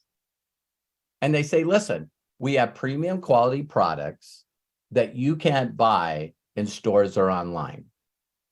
And if you switch your buying power to our quality products with the money back guarantee and you like them, you can share that quality products with others and supplement your income. Love it. So other network marketing companies spend an hour on their frickin' one or two of their products, telling you about the ingredients and all this bullshit. I'm here to make people money. I know the products work. I use them all. Yeah. So thank you, Anthony, for being a part of the Inner Circle. I really appreciate you. Thank you, Robert. You bet. Next question. Anthony, thank you so much. Appreciate it. Got John Tier and Jerome Marshall with their hands up, but Jerome was first. So John, hang on. We appreciate you. No, up. up, not to the side, up. Thank you. And I saw Jerome had his thumb up. So Jerome, please, thank you so much. Go ahead, unmute and share with us. Hey y'all, what's up? My income. That's what's up. Yeah, mine too. And no, it's a great way to spend your birthday eve. You know, what I'm saying? We're all family, and my mindset has changed. So, Happy birthday. Thank you. Tomorrow. Woo! Happy birthday to you. Happy birthday to you. Happy birthday, dear Jerome. Happy birthday to you. Woo! Let's get it. No, first of all, Anthony, welcome to the Inner Circle, my man. We're teammates from the Power Team, and Lisa Marie and Mary, y'all ladies are cool. Y'all ladies are cool as hell. And Craig, man, I was listening to your looking at your podcast, man, and I was in the I was in the kitchen and I was listening because I have a big screen TV. There you go. Big screen TV, and I was like, Craig, man, I didn't know I didn't know everything, but I know we're both Eagle Scouts, and I think Robbie, you're an Eagle Scout too, right? Yeah. Okay, so we got there in common. So I was in the kitchen, washing dishes and stuff. I was like, oh man, how do you introduce Craig? You know what I'm saying? I was like, give it up for my man. I kept saying it. I was laughing. I was just laughing, just having fun with it, and I'll get it right next time, but if you need someone to that was awesome. We all got to start someplace, right, Craig? Absolutely. So come on, Jerome. Just give it a whirl. Give it a whirl. All right. Put your hands together for my man, the myth, the legend, Craig. Yes. Oh no, bless you, man. Thank you. That was great. Hey, you guys, I'm gonna use Jerome here as an example. Craig does such an amazing job at what he did, but can you imagine giving yourself your own intro, looking at yourself in the mirror? I hope he does. No, how's that going to make you feel? Jerome. Yeah. Huh? How's that going to make you feel? Standing in the mirror, looking at yourself in the eyes and going, the myth, the legend, Jerome Marshall. Look, I don't like bragging about myself, but I've been introduced like that, in several forums, in scouts and basketball and other and even in business as well. So it's just, to me, it's just weird to be. I know, just like me telling you guys to share my videos. Oh yeah, no, and I get it. And I've been blowing your videos up, Robert, and also Joshua Daramel's videos as well, because I'm working with a bunch of people from Nigeria. I'm like, there is no excuse of why you can't do this. I said, just look at his video, look at his testimony, and right. All you got to do is just try. And I think people just get lazy and they get complacent, and I hate that. They're humans. The biggest thing about humans is they overthink and they scare themselves out of everything. So, so think of this, guys. Joshua Daramella just went over 6,000 people, right? So if we took that times 90, he's at 500K. Yeah. So that means that a majority of his people are still contemplating to consider, to evaluate, go home, talk to their parakeet or dog. I wonder what my broke friends think about this. And worse yet, I'm going to go on the internet to see whatever people think about it. It's bizarre. Yeah, it's crazy. And I'm on the chapter 9 of the God in My Room. So I'm going to be finish that up probably tonight, and then I'm gonna look at the video. I asked Joshua, I said, hey, do you still listen to Wanda's video every night? He goes, are you kidding me? I can't even believe that you asked me that question. Yeah. And I said, I just wanted to know. And he goes, I'm not making $1 million a month yet. So he says, when I hit it, ask me if I'm still listening to that audio. Yeah, see, and this is the thing with with my two newest affiliates. One of them, he's a doctor, he's a brain surgeon, very smart. And Did you see he's the video also, I posted of Ed Hines today at 5K? He's a doctor in Nigeria. oh yeah, I gave him a congratulations shout out on Yeah, but you should share that with the other doctor. Oh, not yet. No. Are you talking about the picture? Yeah, Or- yeah. Yeah. I got him, and then your new 1K. Or is it Joshua's new 1K? Yeah. Okay. I've been sharing those pictures to people as well. Good. But yeah, I'm not working. I'm edifying, people. Perfect. I've talked about You tell other people's stories, man, and it works like magic. Yeah. And my what I'm doing is I'm creating a win-win-win situation for everybody, because I always talk about I don't care about what I'm doing. I want to help create paydays for you and your family. And we win, we go to win together. That's my mentality is Good. Together.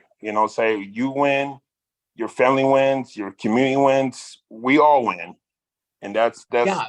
Nigerians, since I've interviewed 3 people, Nigerians are, of course, you're not going to understand a Nigerian without understanding a Nigerian. You know what I mean? It's like, so when Joshua said that Wanda's video was a better gift to give to other people in Nigerian. And then the other thing he was saying is that, so God big in their life, religion's big in their life.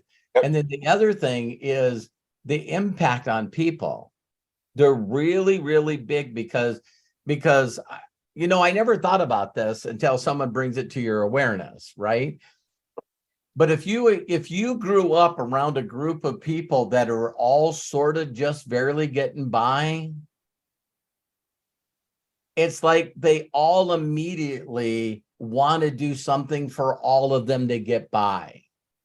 It's like they're some of the most unselfish people I've ever met in my freaking life. Yeah, I agree. So it's like, if you can explain to them that this is something that they can do to impact and raise their people up. When you watch Josh's interview, watch how many times he says that his people say that this is a chance for you to impact your people. Yeah. Now, that I'm not being mean here, but that is not the way you would lead with an American. It's true. It's sad. We're too selfish. Yeah, Jerome, I want to share with you how you can help thousands of people in America. And it's like, listen, dude, I got to pay my rent. It's like, what are you talking about helping other people? Right. Oh yeah, because I told a guy he has multiple sclerosis like I do, and he's talking about he needs money and he could sell his ass off, and I was like, okay, come with me. I got you. Let's win the game. And earlier today, I was like, okay, what you gonna do? And he was like, I don't know. I was like, I'm out now. I'm gone. I don't got time for it. Yeah, there's a lot of people that really want to change the world, but they I don't know. We all got our own paths. We all got our own paths that are trying to figure it out. And unfortunately, I don't have the time to spend with people that, if I give them an assignment and they won't do it, I'm done. I'm done. And it doesn't make a difference if they say hello to me every day. You got people that this is another thing that Nigerians do. They just got to go through their whole list and say hello to everybody. every Yeah. day. And it's like, hello again. You know what I mean? And so if they're going to consistently keep repeating to me the same thing, then I just keep sending them the same video. Oh yeah. Done it. And I tell I'm up to the point now is I'm sick of talking. Let's stop talking. Yeah. Let's move into action. Because if they don't move into action, I'm gone. I'm doing the Heisman on them. You know. Yeah, the thing that I did with Joshua Daramella is I just told him straight out. I said, again, you guys probably don't think I do this. It's just second nature for me. I'm always asking people who they know, even if they're telling me they're doing it. And I'm saying, I said to Joshua, I said, do you know of anybody that would like to learn how to fish? Right. Because I said, once I teach you how to fish and you can feed your family and feed your neighbors and feed your neighbors' neighbors. I said, once I teach you this, you're going to teach it to everyone you know, but a majority of them still don't want to fish. They just want you to give them a fish. Yeah. And so they just haven't flipped that paradigm yet. They got to flip that switch. When people think about it, when you first still say the way to riches is the service of many, the way to greatness is the service of many. And so, when I open up my back office and see almost 20,000 active people, I know someone reached out to me the other day and he said, I seen a video yours where you had like over 40,000 people in your organization. And I said, yeah, first came the new software in the back office and then came the purge. So there was a lot of people there. Now I get to see exactly how many active people I have. And so it really makes my numbers look better, honestly, because, I got fewer people, but still making the money. So yeah, what? So no, I said they're doing that on their own. So my last question is when my guy that owns the his own I think his brother owns his own auto company. Okay. I'm pitching the sachets, the Fear Factor X. So I told him, I was like, you could buy one sachet, try it, see if you like it. And if you do, buy the pack, and then you could turn around and then sell it for I said $8 or $9. And I said, profit, man. Come on, let's do this. Yeah. Do you think that's a good idea, or you guys, when you guys are, I want you guys to think of this. Listen closely. How many of you pretty much have all of your day taken care of? You know what I mean? Because we all get into this mindset that, we got our family, we got God, we got our job, we're trying to do stuff for ourselves. And everyone, Jerome, feels like they pretty much got their day packed. Right. Okay. So if you got your day packed and you're running a auto repair place, especially as a self-employed person, you don't have time to do anything else. Yeah. So when people approach people and go, hey, you could probably pitch these on the side, I'm telling you, they're going like, here's another salesperson trying to get me to get unfocused and add some more shit to my day.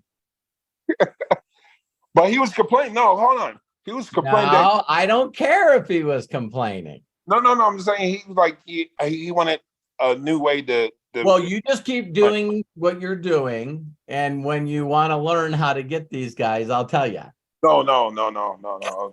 I'm just asking for advice.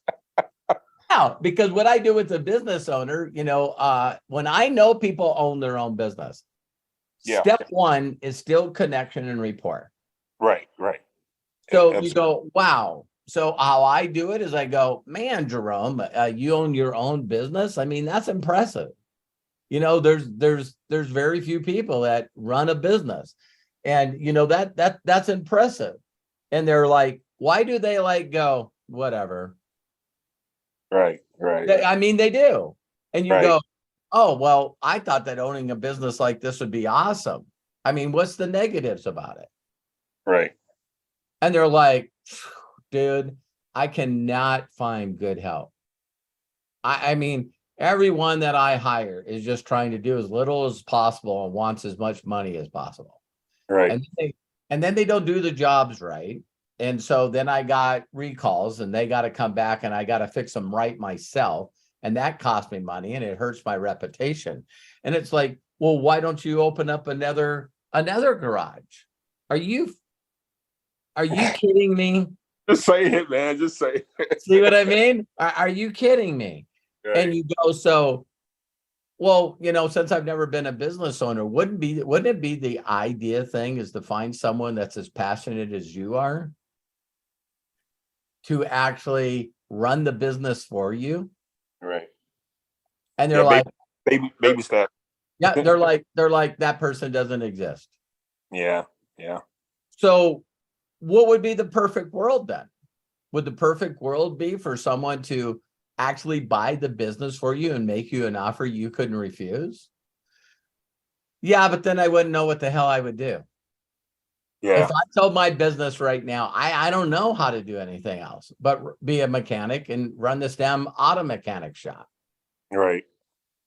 So that's when you say, well, what if there was something that could make you money on the side and you could accumulate the money where taking the break from the business or selling the business is not going to be that hard of a transaction? What the hell are you talking about? And so you got to share with them that using you, connecting you to people that they know that want to make 6 figures plus can alleviate this financial pressure to make them make a transition. Right. So then what do I got to do? All you got to do is introduce me to some people that you know that like to make a lot of money. Right. And work for them to help them solve their problems instead of trying to add something to their already existing schedule. Just work with them, you know, just work with them. And what most people try to do is they try to go up to somebody that already is designed their day. You know, so we talk about designing the perfect day. Right. Most people that will watch this video live or recorded, they've already got their day full. They got their day full. Of course, it's all mindset, but they got their day is full. So when you go out there and say, hey, listen, I got an extra way for you to make money. You can actually buy these things at wholesale and then sell them at retail and put some money in your pocket. And it's like, really? I got you. Really? Yeah, it's like, dude, and they're nice. They're nice to you. They go, no, thanks. You know, I just now become a free affiliate. Now, it just still blows my mind away that there's still people that build the business that way. There's still people that reach out to people and say, listen, I know your life is not what it's supposed to be, but let me add some more complication to it. Right.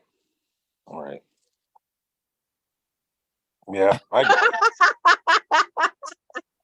That's why you look. Yeah. So see, so when were you guys watching Mary's video, and even though it took an hour to teach it, that's the difficulty about teaching.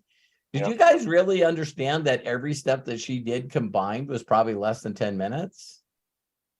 Yeah.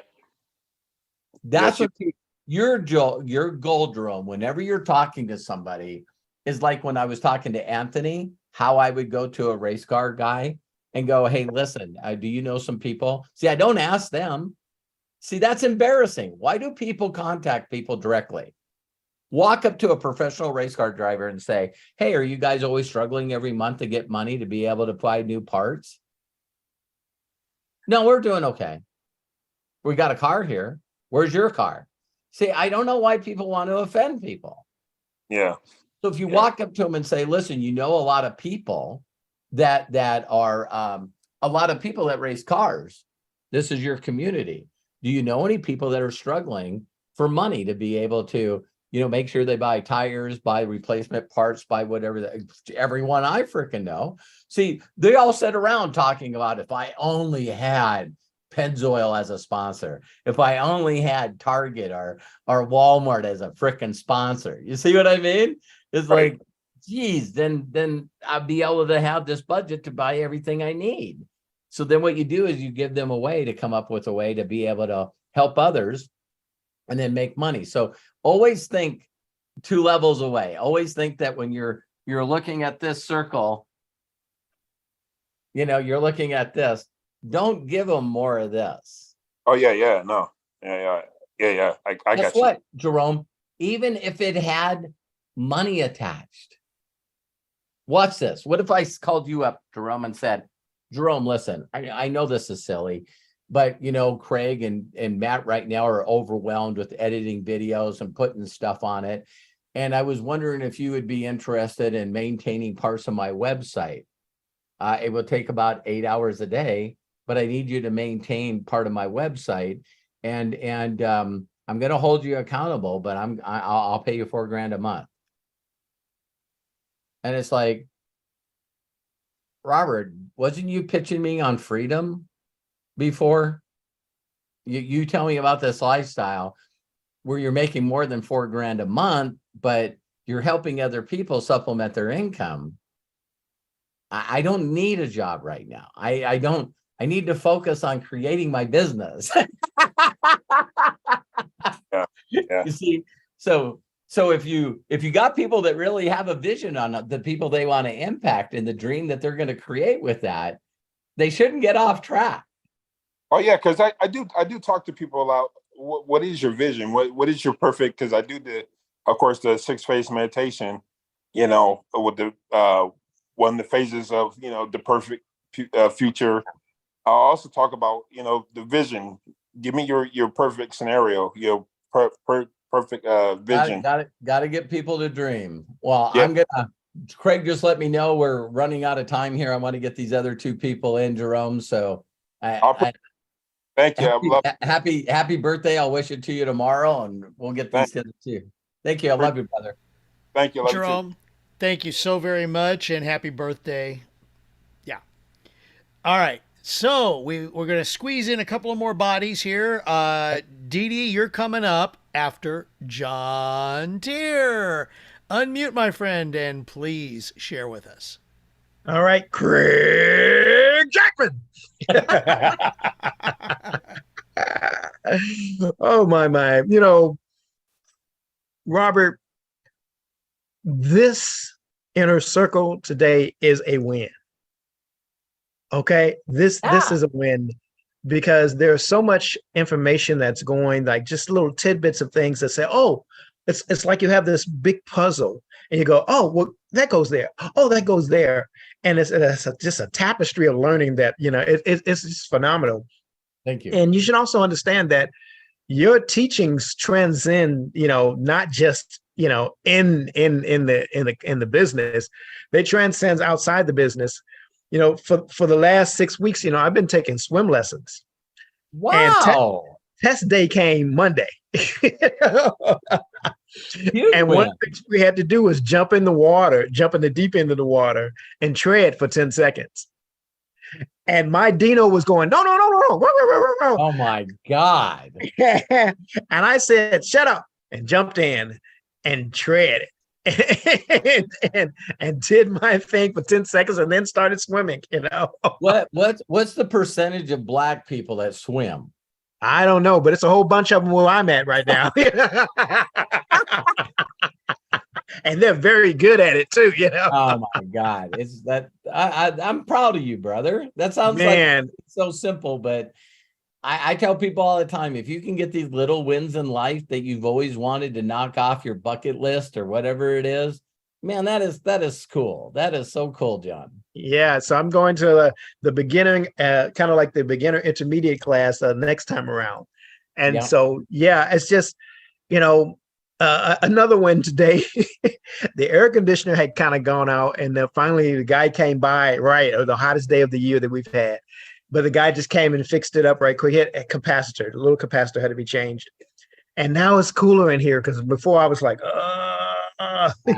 that was another win. But really, I'm really, really, really just excited about where we're headed as just a vision group, and where all of us, man, what it's going to look like, 3 to 5 years from now, when we're all hanging out. And I'm gonna tell you something, man. Robert, your group is going to be probably the most hated group in network marketing. I know that. I know that. I want each and every one of you to be where I am right now. Yeah, and it's the way that you do it, the way that you do business. It's taken me time to shift off all that other stuff that I had learned over the last, umpteen years, to really say, you got to really buy into this process all the way, hook, line, and sinker, and just go for it. And a lot of times, you'll start down this path and then you get a little bump. You're like, well, maybe that's not the way. No, you got to just go over the bump, run it over, don't look back, and just keep going forward until you get the results. You said something earlier on your video today, is that you just got to keep going until you get an affiliate. So it's not really about, and see, that might have gone over, but you hear things when you're ready to hear them. Always. And it could be something so simple, like, case in point, I try to stay open to everybody. I feel like you can learn from anybody at any time.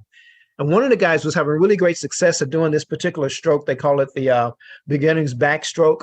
And so I was having a hard time. He told me something just so little. He said, when you get in the water, relax and put your head all the way back to your neck and then start doing the stroke. And when I did that, I floated immediately. It was just something so small that just made a really big difference. And sometimes if you guys got to stay open, because there's a lot of information going by when we hear about everybody that's speaking. But the thing that you need to hear, the thing that you grab onto, that's the thing that you needed to hear for you. So that's all I wanted to say. Thank you, John. That's why I think a lot of people don't realize that not only the people that I know that have taught me how to be successful, I've listened to their videos and their audios and transcribed them with my own handwriting. Yes. Yes. And I can go back and listen. The last time we went to a leadership in Cancun for MDC. And I was listening to Jim Rowan's audio on the way there. And it was funny. So when I got with Mark and Josh Wagle, is I go, when's the last time that you've heard anybody talk about the magic of part-time? Because just like I was trying to explain to Jerome, it's like people honestly right now, some are on their hands and knees just going, I got to find a way to earn an extra $400, $500. And when you're so honed in on, I'll try to ask for a raise, or maybe I can put in some overtime, or maybe I can find a part-time job. And then when you think about a lot of other business opportunities that are available, you can understand why people are really hardened, because they might have took, even though they're looking for a way to make an extra $400 or $500, they've taken thousands of dollars and invested it in stuff, and they're not ready with the wrong mindset. So I've been there multiple times. I've paid tens of thousands of dollars for coaches and didn't listen to a damn word they said. I've had a couple of people, over the last couple of days try and sell me on their coaching and what they could do for people. And I simply just ask them, well, let me see the documentation of the people that you've helped, because I'm working with a guy who's helped 67 people become millionaires. So let me see what your documentation looks like. And of course, at that particular point, I don't ever get anything back, No. and I'm okay with that, because that's just how it is, And thank you, John, for saying that. So, the last time that I listened to Jim Rowan, and I still say he's the champion for me for content per minute, because I've listened to that audio hundreds of times. It could even be close to 1,000. And there's another thing that he says, and I remember when I was struggling trying to figure out how to make this business so easy for people. That's when it got my deal of going, wow, Errol Schoff had Rich and Jay that started America's Way in his organization. I'm going like, golly, there's no one that really got this guy on tape.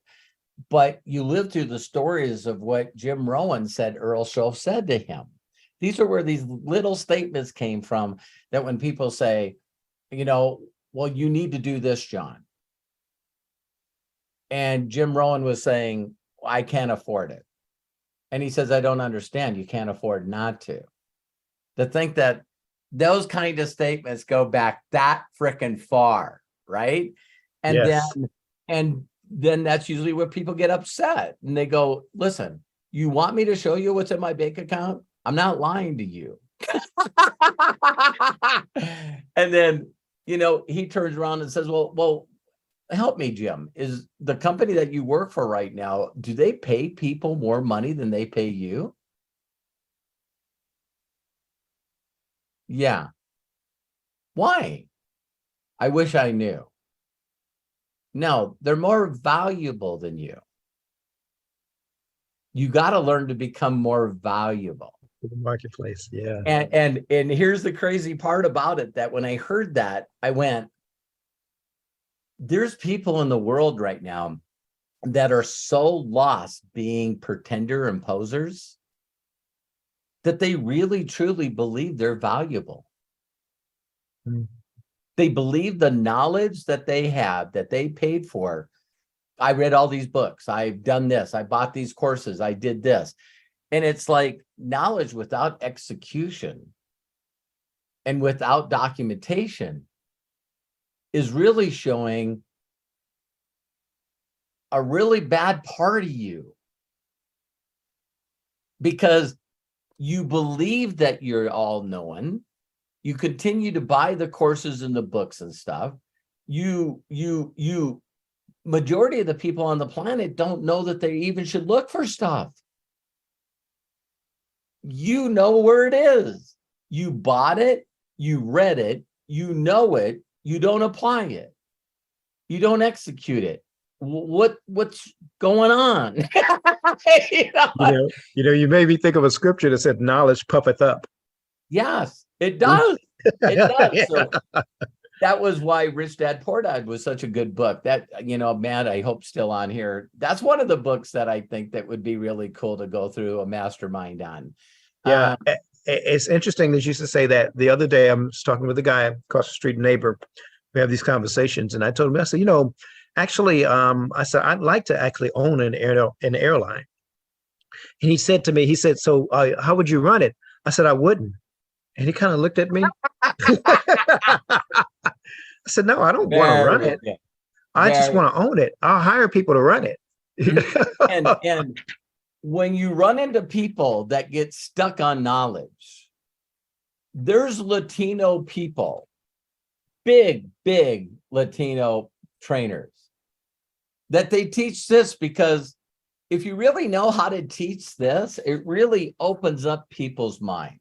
Mm-hmm. They go, oh my God, I didn't know that I live in the consumer employee mentality, Right. And that there's other stuff that I should know. Well, once you get them to that aha moment, which, by the way, John, there's books out there on how to build a cult. Yeah. Okay. Ouch. So here's how you build a cult 101. See, this is the good information you get in the inner circle. All right. Is the first step that I tell you, John, is that it's not your fault for the life that you have right now. Mm-hmm. It's not your fault.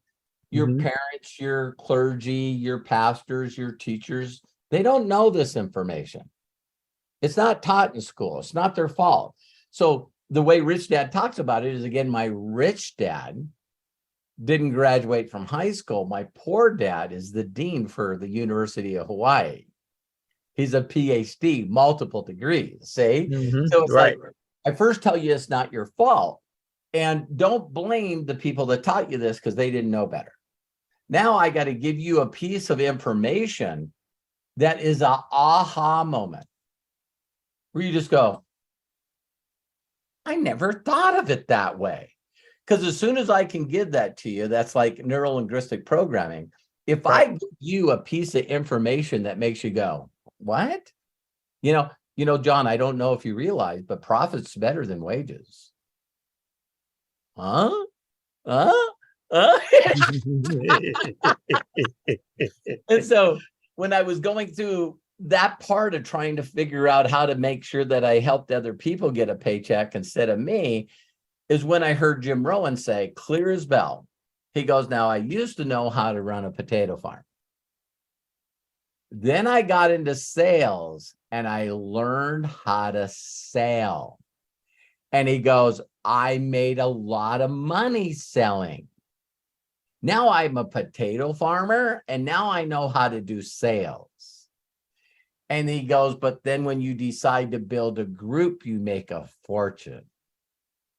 Yes. He says it plain as day. Mhm. You make money in sales, but if you want to make a frickin' fortune, you got to understand this industry in this B quadrant. Yes. So now I'm looking for business owners. I'm looking for people Yes. that want to learn the mindset to build their own damn empire. Yes. And when you Yes. get locked in on that, you think different, you pique interest different. It's like if you guys share my steps to success and freedom and someone logs in there and goes, this guy's all about money. It's like, that was a sorting tool, idiot. Because people that want to make money are not going to say, hey, he's just worried about the money. They're like worried about the money. And Robert, I've learned now that everything you do is sorting. It's just a different level of sorting. Every single task that a person has is all about sorting.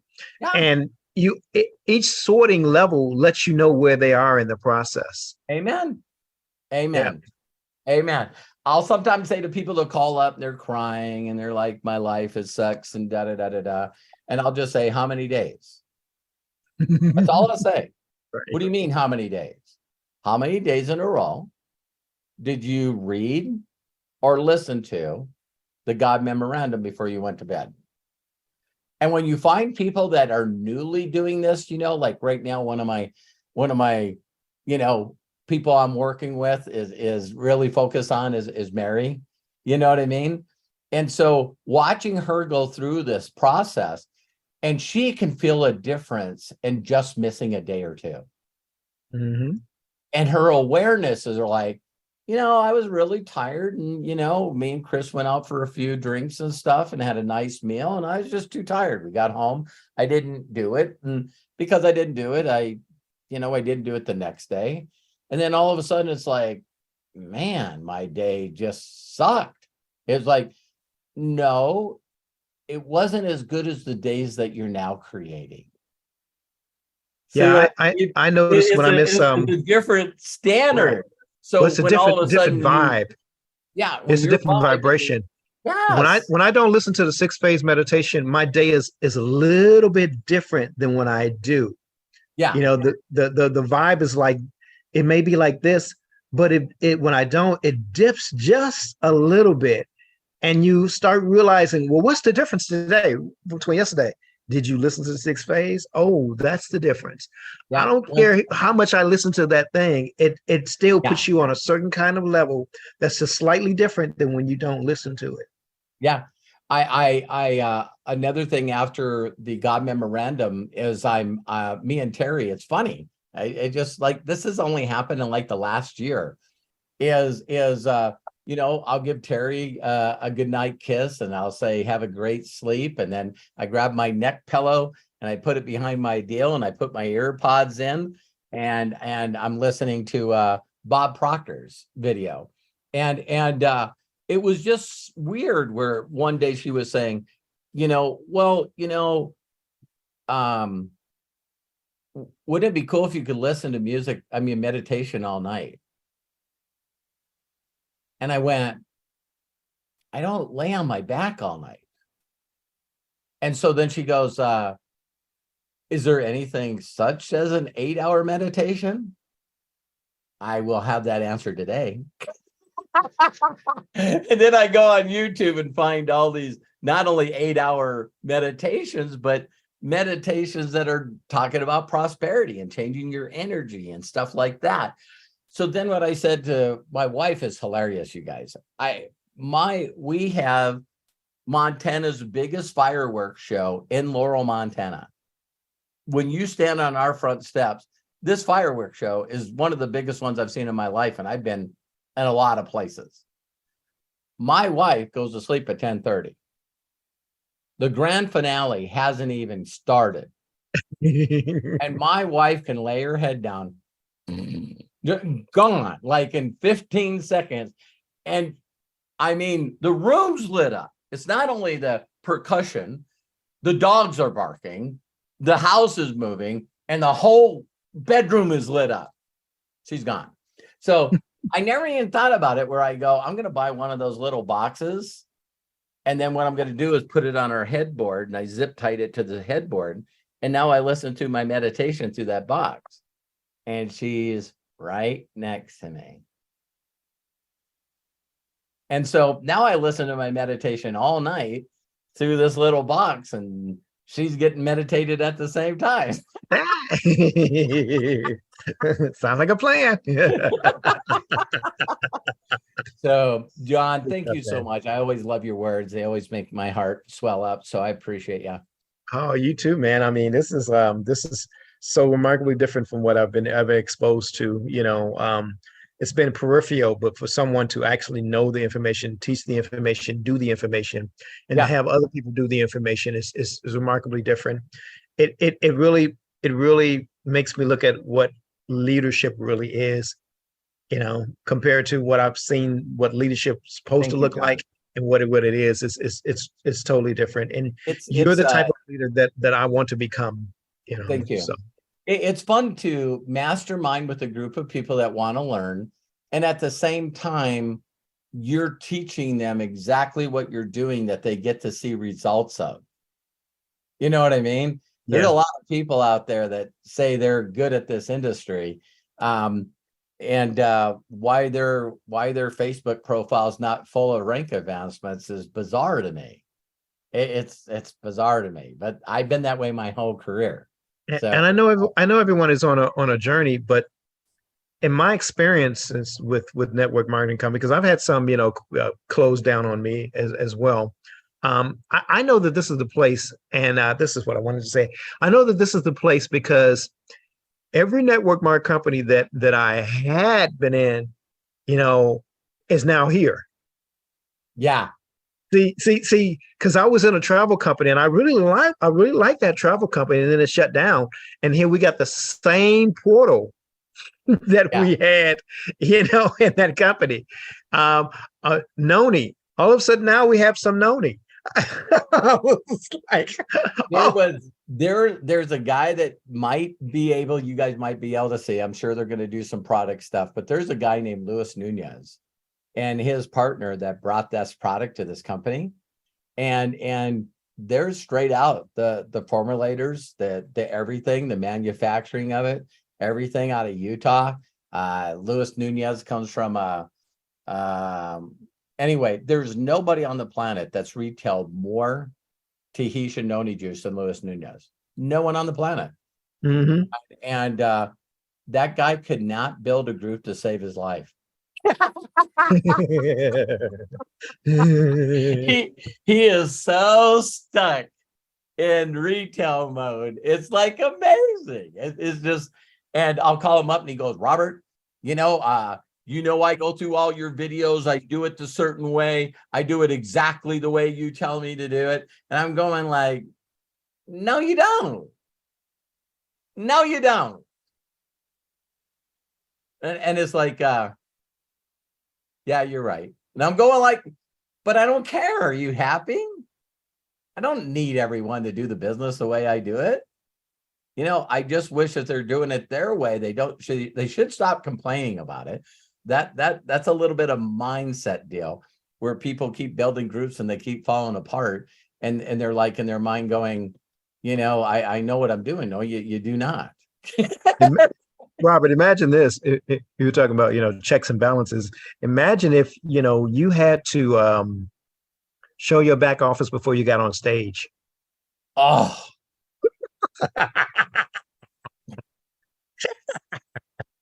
what would that look like? I think, Robert, you might be the only one speaking. But listen to this stuff, John. Isn't it weird that every other industry really truly does that? Right. So when they're doing nominations for the entertainer of the year, that does not go to somebody that hasn't been on tour in 4 years. Right. That can't go to that person. So then when you hear that someone adds like 50 more dates to their existing 50 dates, and they do $1 billion in just tour, no merch, no nothing, $1 million in tickets. And people are going to go, do they have to keep giving the award to Taylor Swift? Do they really? Until someone's doing 100 shows in a tour. I mean, I'm looking at this lady and I'm just going like, I don't give a crap if it's raining, and her people are not complaining because she's doing it late. She does more than she's supposed to. And then you got these idiots that feel like, they're God or something, and they can make their fans wait for 2 hours. I'm like, that was something I heard Madonna did. And I'm going like, golly, way to stick it to your fans.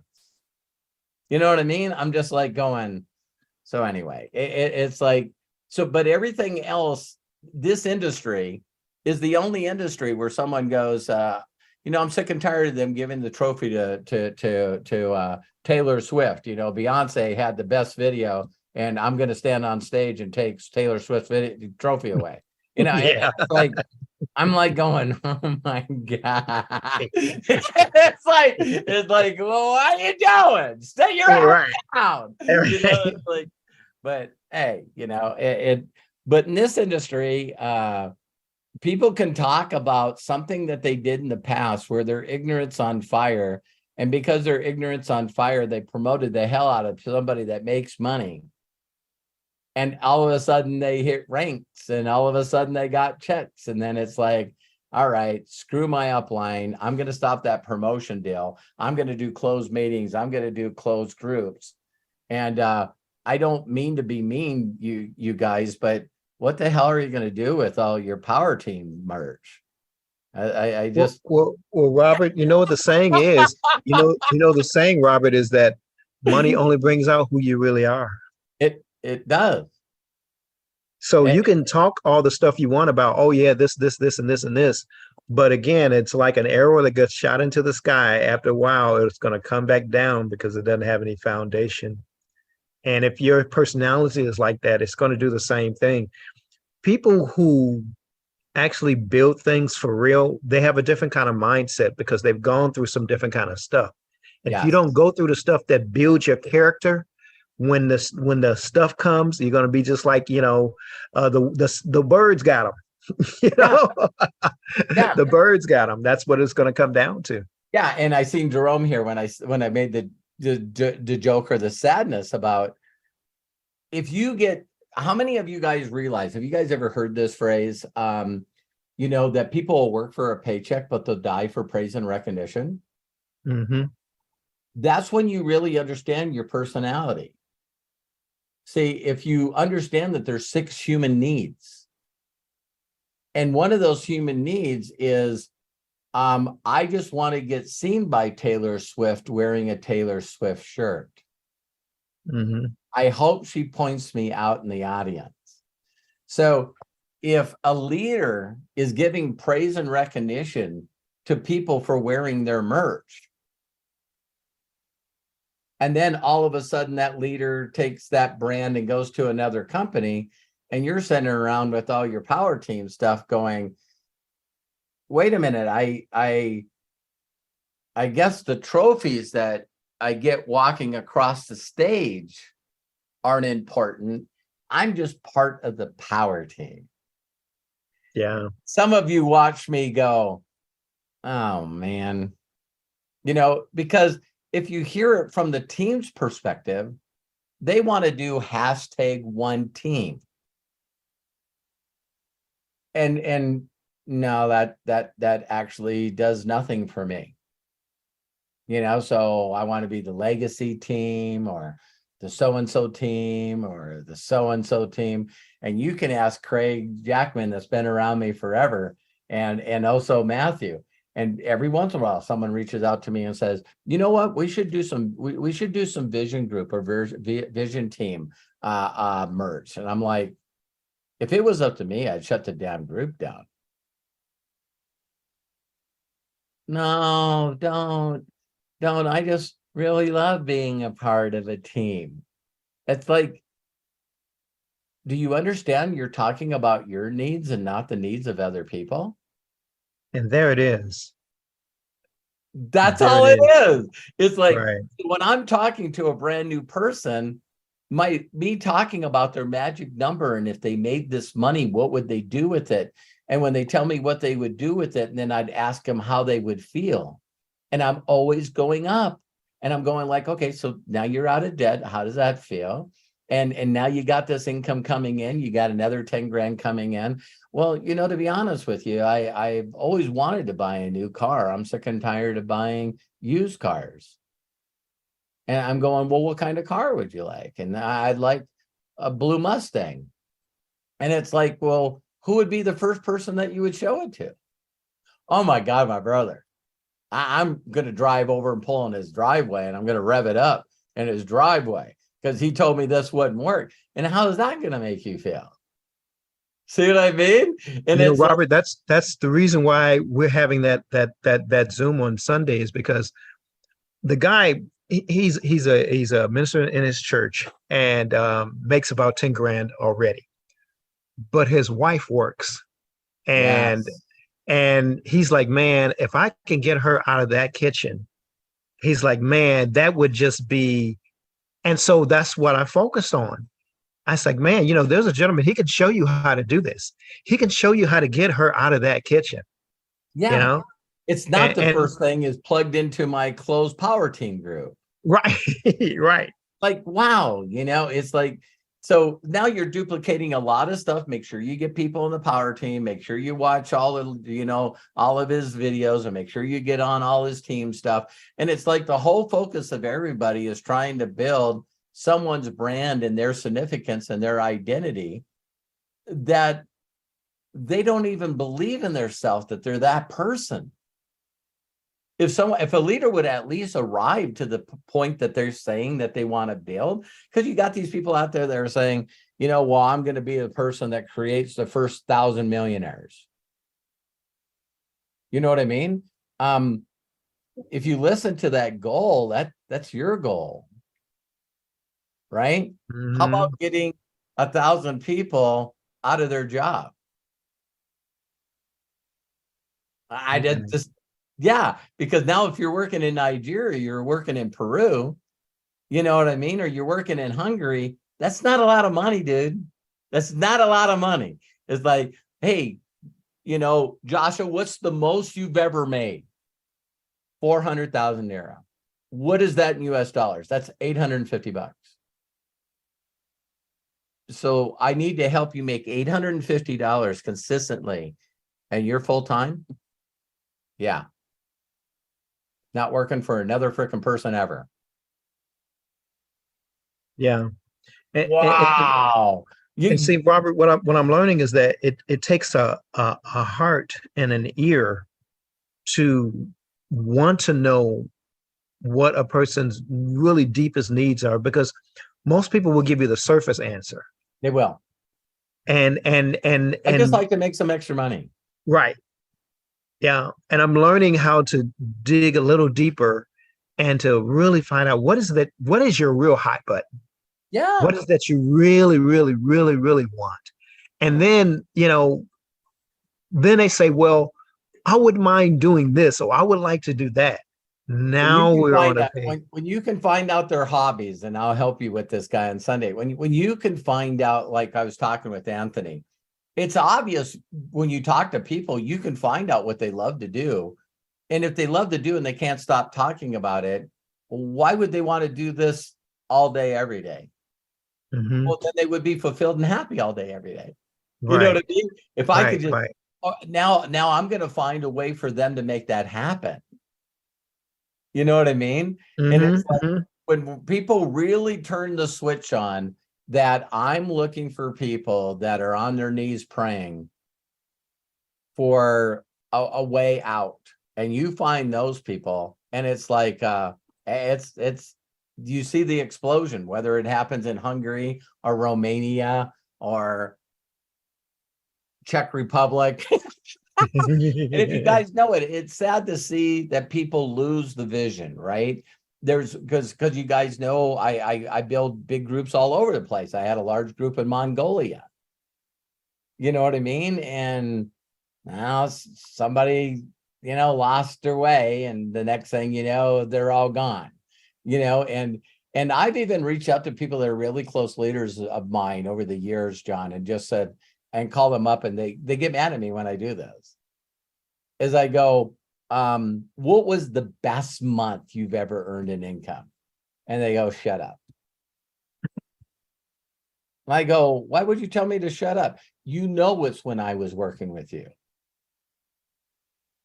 And you don't want it back. You don't want it back. You'd rather be a big fish in a small pond, because their egos won't allow them to come to MDC, because someone's always going to say, well, Robert's still kicking your ass. See, I don't care Jenna's kicking my ass.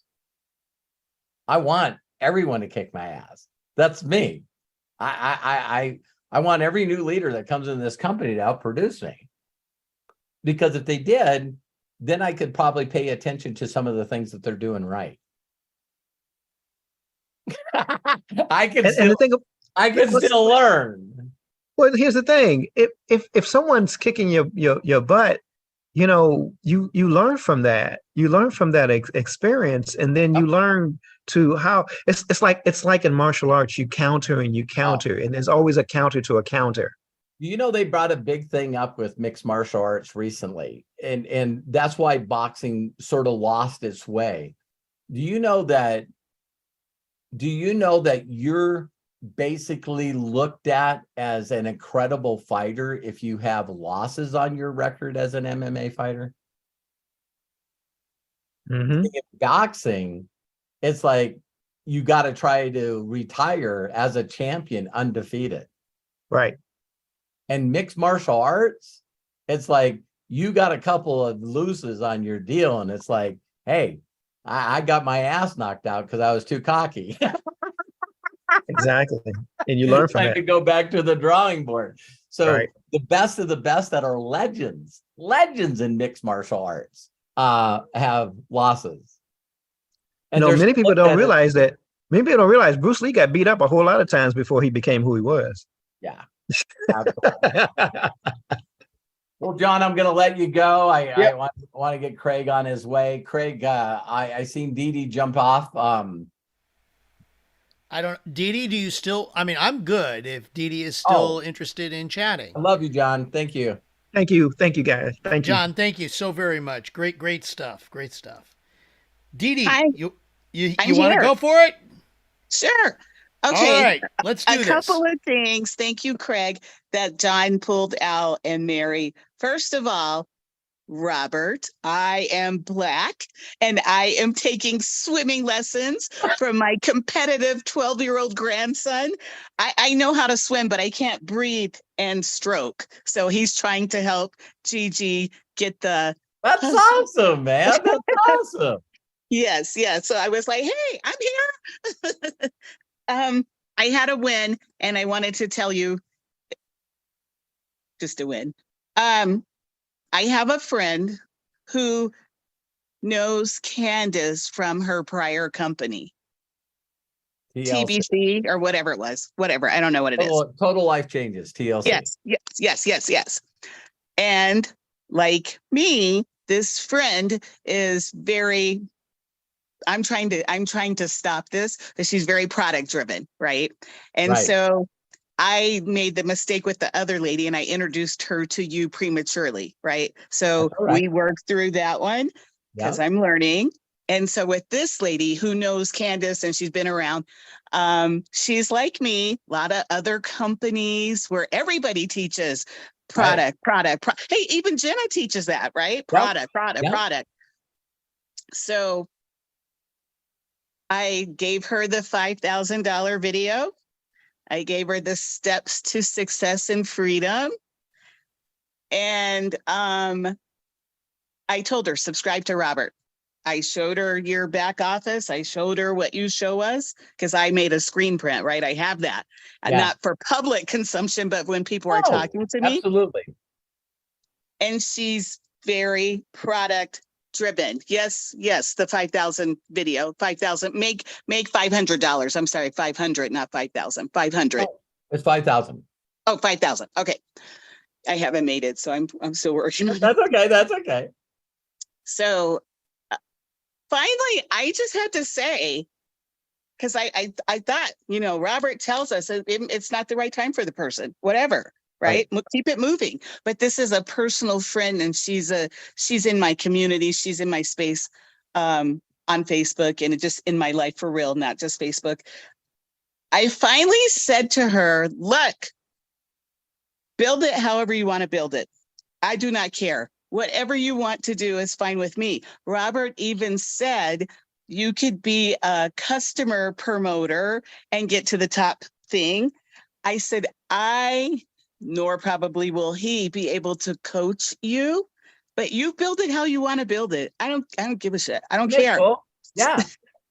I'm so proud of you, Dee Dee. I'm so proud of you, because my goal is allow people to be as smart as they think they are. Yes. And there's only two things that are going to happen. One is they're going to quit, but that's why we've all been in a lot of companies. I've been in 19 companies.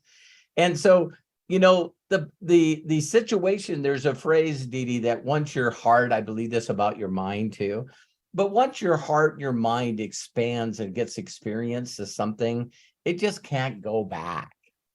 It can't go back. And so I've developed so many people and helped so many people make money in the network marketing space that the couple of times that I got mad at it and stepped away, and it's going to keep pulling you back in. It's going to keep pulling you back in. Right. And the thing that I love about network marketing is I tell people the thing I love most about marketing is people. Right. I get to meet you guys and love you guys, and what's the worst thing about network marketing? People. The people. So it's this thing that you got to go on, and you hope that when people come into the company and focus on a product, that they become aware. Right now, the three leaders right now in Nigeria, they're wide open and listening. So they're now, when I shared with Mosh and Joshua, I said, when I first met you, do you remember me showing you my back office? And they go, of course.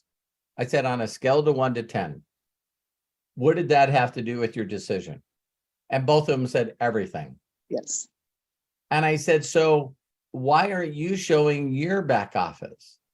And they go, because it's not yours. Yours is more impressive. I said, it is, but you being a Nigerian and you showing people that you withdraw money out of your MDC account, even if it was $100.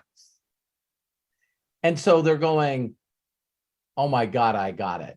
And I said, what if you led with that? And they go, I've never ever heard of this stuff before. We always lead with the product.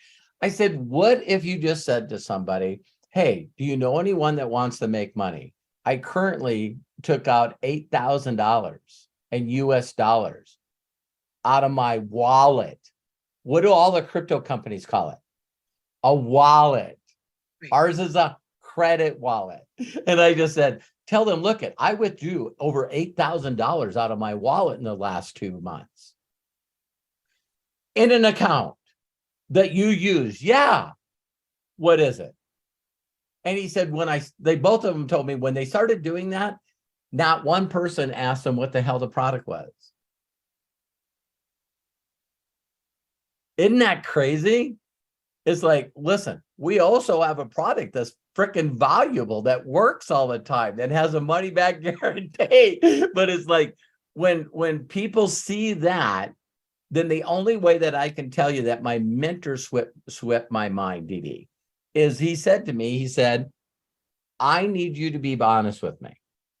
How many people right now are responsible for your income? I'm not even responsible for my income. I'm on workman's comp. I'm the government's responsible for my income. And he goes, Robert, I have 30,000 people responsible for my income. All of them doing a little bit. Now, what are they doing? What's the little bit are they doing? They're consuming premium quality products from the company that I represent. I was like, there's still this group of people out there that just go, you know, do you guys have a Netflix or a Netflix account? Or do you guys have an Amazon Prime account? How many of you guys have a Netflix and an Amazon Prime account? Let me say something to you guys and listen closely. Are you Amazon members and affiliates? Or are you an Amazon and Netflix customer? Customer. Because on their financial report, they call you a subscriber. They don't call you a customer. So you have an Amazon Prime account. You're a subscriber. What do you get to do with that subscription? Order. I get to buy stuff. Right. Right. And I don't know why people can't put two and two together. It's like, hey, I'm going to give you a discount. I'm going to give you, some free music, and I'm going to give you some free stuff. I'm going to build a lot of value around your subscription. And then once you have your subscription, I think you should buy some of our premium quality products at wholesale. So there's always been this giant debate in the world that, should I focus on customers or should I focus on affiliates? Affiliates that are making no money are not buying anything. Right. Right. Right. So if I ask you a simple question, like my mentor said to me, listen to it. So I want to get you to $5,000 a month, Dee Dee, as fast as I can.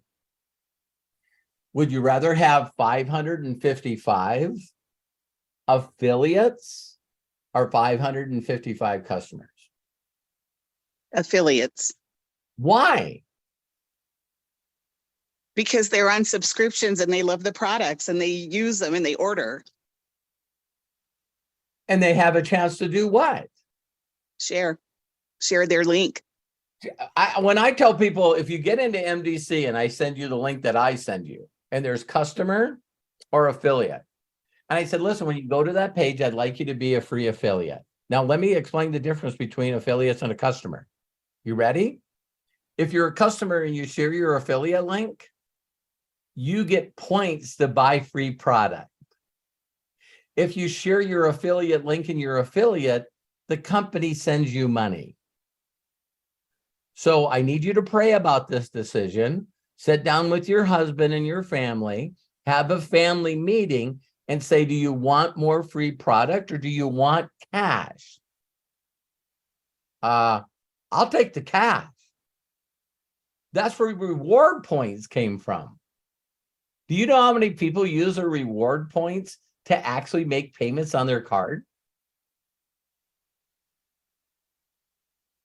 It's like, I didn't know you could do that. It's an option. So some of you got unbelievable amount of reward points because you haven't figured out how to use them. But if you have reward points, you can go in the back of your credit card or whatever membership you have, and there'll be one in there. You got to look for it. You got to look for it. And you say, I want to apply my 53,000 points to a payment on my credit card. And they'll say, okay, for 53,000 points, that's $530. I didn't know that I could pay my payments for my credit card with my reward points. This is what I needed to say to her, because I did say free product or payment, but I stopped there. And Robert, here's what I said to her, because I know, because I have imploded. I've been kind of like, it hasn't worked for me. I don't believe it. You're right. I don't believe it. But I did say to her, I said, lady, you've been in other companies, and so have I. And she said, yes. I said, have you helped anybody make any money? And she said, no. And I said, I haven't either. I said, I've made money. When I was doing the product thing and I was posting, I made money. But then my people couldn't do that because, and then it dawned on me, you said there 80% of people are not sales types. My people couldn't duplicate. And so it fell apart. So I told her, have you ever built a team? She said, yes. I said, has your team sustained? She said, no. I said, then why? This is not to pick on her. This is me too. Me too. I said, why is it so hard for us to listen to Robert? He knows the better way. Robert, I have $500 back in the day before I even knew who Jim Rohn was. I saw him speak at Mass Mutual and I was like, I don't know who this guy is, but I love it. And I bought everything, right? I bought it all. And my kids grew up just like, what is that rapper? His mom was the same, the Spanish guy. Yes. Pitbull. Oh, no. Pitbull, yes. I told my kids, I had my daughter listen. She goes, oh my God. And he is about the same age as my kids. And I said, his mom, I had a little Subaru. So all this stuff is on cassette tape. And I stopped listening until now. I can find it on YouTube. But his mom and me made our kids listen and listen and listen. So back to my lady, I said, if we have never built a team and got other people paid, what is our problem? Because she goes, I want you to get on TikTok with these products. And I said, no. Dee Dee, I told her. I just tell you, when you really realize how many people are stuck in this quadrant, but doing network marketing. I need to take a screenshot of that. They're okay. Yeah. But if someone immediately, like that whole point, Dee Dee, where I don't know if some of you have listened to Kevin Hart do his heart to hearts. Try to find him. Okay. But John Cena is not a nobody. You guys hearing what I'm saying? He's worth $30 million. He's not a nobody. But for him to look at Kevin Hart and go, I just don't have that gear. And then he said the same crap that these people have told each other their whole lives. He goes, I just don't have that gear. You know, to be honest with you, spending time with my family and having time for myself, I just don't have that gear. And Kevin Hart went, you don't think I spend time with my family? See, we got to make up excuses for not working smart as other people, because our programming tells us that they're working hard, that they don't have any time for themselves, they're going to burn out, that they don't have any time for their family. And that's when Kevin Hart said to him, John, I have 300 employees. How many employees do you have? I don't have any employees. Dude, you don't get it. It's like there's a guy out there right now that is sharing a Warren Buffett, because everyone says that the way that Warren Buffett made his money is by trading stock. He did that until he got the money to buy businesses. Already existing businesses. So when you talk to somebody and like Arthur's, Kevin Hart's worth 450 million. If you want to see it's like a highlight video on Kevin Hart on Shark Tank, when he was on Shark Tank, I guarantee everybody looked at that and went, what? How can this guy be worth 450 million? Because his first thought was make money, employ people, make money, employ people, make money, employ people. And people ask him, where did you get that? And he says, I hung around people and I found out the people that made the most money and I asked them what they were doing. So it's fun that heart to heart, he's actually interviewing people. And here's one of the funniest one, Dr. Dre. If you guys, it is so funny to hear him say, I can't tell you how hard I worked to create my first album. And I knew that either the world was going to accept it or they didn't.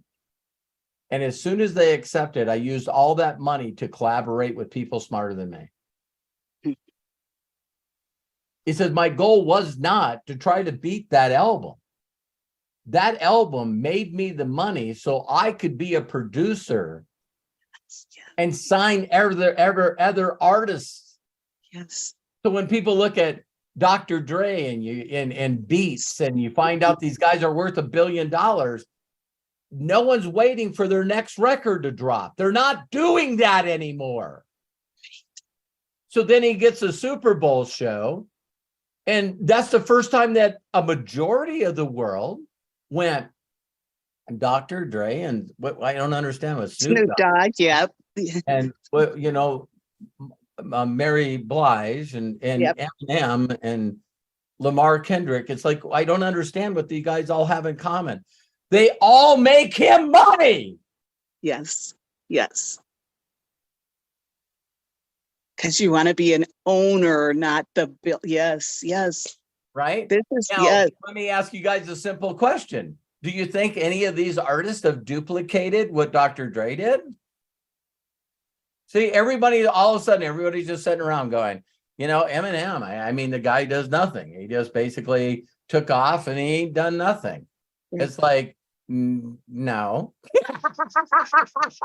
It's like these people learned how to stop working hard and work smart. Yes. Yes. So if I can help Eminem get where he wants to go, if I can get Snoop Dogg to get where he wants to go, do you guys know how many businesses Snoop Dogg has? I know. Yes. And everybody just thinks that he's smoking pot, which he also makes money off of. It's like, man, these frickin' people are money. They're business owners, multiple businesses. They're not running those businesses. They hire people to run those businesses. Let's take that example and close out this circle and ask yourself the question that if you're constantly marketing product and you're retailing product, you guys, there's people in this business and other businesses that are on a whole different level of working hard. Yes. Trust me, I know. I mean, teaching people to buy product and then sell it retail. It's like, yes, send it through the mail, package it up. Yeah, I did it. I did it. And then you got the IRS telling everybody, hey, all you guys with the Cash App and Venmo, you got a year and then we're coming after your asses. So start saving for your taxes now. What do you mean? I got to report all this money that came to me through Venmo and Cash App and PayPal? Yeah, you do. We're coming after you. And there's going to be people that are just going to be just hammered with that. Because if you're doing good and you're making $10,000 or $5,000 a month doing retail sales, now you got to account for the money that you paid wholesale versus retail. You're going to have to show the IRS and try to find a way to write that off and say that it wasn't profit, but they also have your bank statements and your credit card statement. Wait a minute, you retailed a bunch of product and then you bought a freaking handbag. You're not saying that's a business expense. You know, so you better hire a good tax accountant. I can't afford a good tax accountant. So when you look at the people that you admire, the people that, because really, honestly, Dee Dee, this is where I get to people. I go, if I'm going to work with you, Dee Dee, I really want to know, honestly, what your perfect day is. Because when you tell me your perfect day, I want to hear how it's void of stuff that other people have to do. Because freedom to me, Dee Dee, is the Holy Grail. Freedom, the place of being in a mindset and a heart space that when I get up in the morning, I don't need to be in a hurry to do a damn thing. If you're going to retail product, you just told me what your perfect day is. See, so why aren't people focused on the 6 phase meditation and then the fourth one when it tells you to dream this perfect time that you're going to have 3 years from now? And I know what yours is, Dee Dee. The alarm's going off. Right. 3 years from now, your alarm's going to go off and your ass is getting up trying to figure how to sell some product. Right. You got to cover your nut. One day you said, Robert, you said, if you saw, one day you said this and it hit me. Oh, it hit me. You said, you were naming a few names, but you said, if you saw some of our leaders' back offices, how different it is from what you think it is. Yes. I was like dropping F-bombs like a sailor. I was like, he's trying to tell you something. And running to the post office is not what he's trying to tell you. No. And let me leave you with one other one. Here's the funnest thing that I used to do, because you guys know some companies, this is going to be funny. There's still some companies that make you pay a startup fee. There's still companies that make you buy a kit. There's still companies that charge you money to see the back office. You know what I mean? And I thought we were past that. No, there's people so programmed in this E-quadrant that total scams can say, hey, listen, just give me $40 for a sign-up fee and get 700,000 people. And they don't even pay commissions on that money. I'm going, I thought that me walking around right now trying to sell flip phones, I just think is past. Right. No, it's not. Apparently you can still find a market Yes. for all these people, right? And I'm like going, oh my God, that's crazy to me, right? And so here's what I tell people all the time. I'd say, well, listen, let me show you my show me your back office. And they go, no, listen, that's against the law. My mentor told me, my company says that's against the law. And I said, well, let me tell you why it is. See, if you use your income to entice me to buy into your company, that's against the law. So how much is the startup fee? $40. Okay, send me your link. And they go, what are you talking about? I said, I'm going to spend $40 and now I become a member of your company, correct? Yeah. And now you can't entice me because I'm already in. So now show me your freaking back office.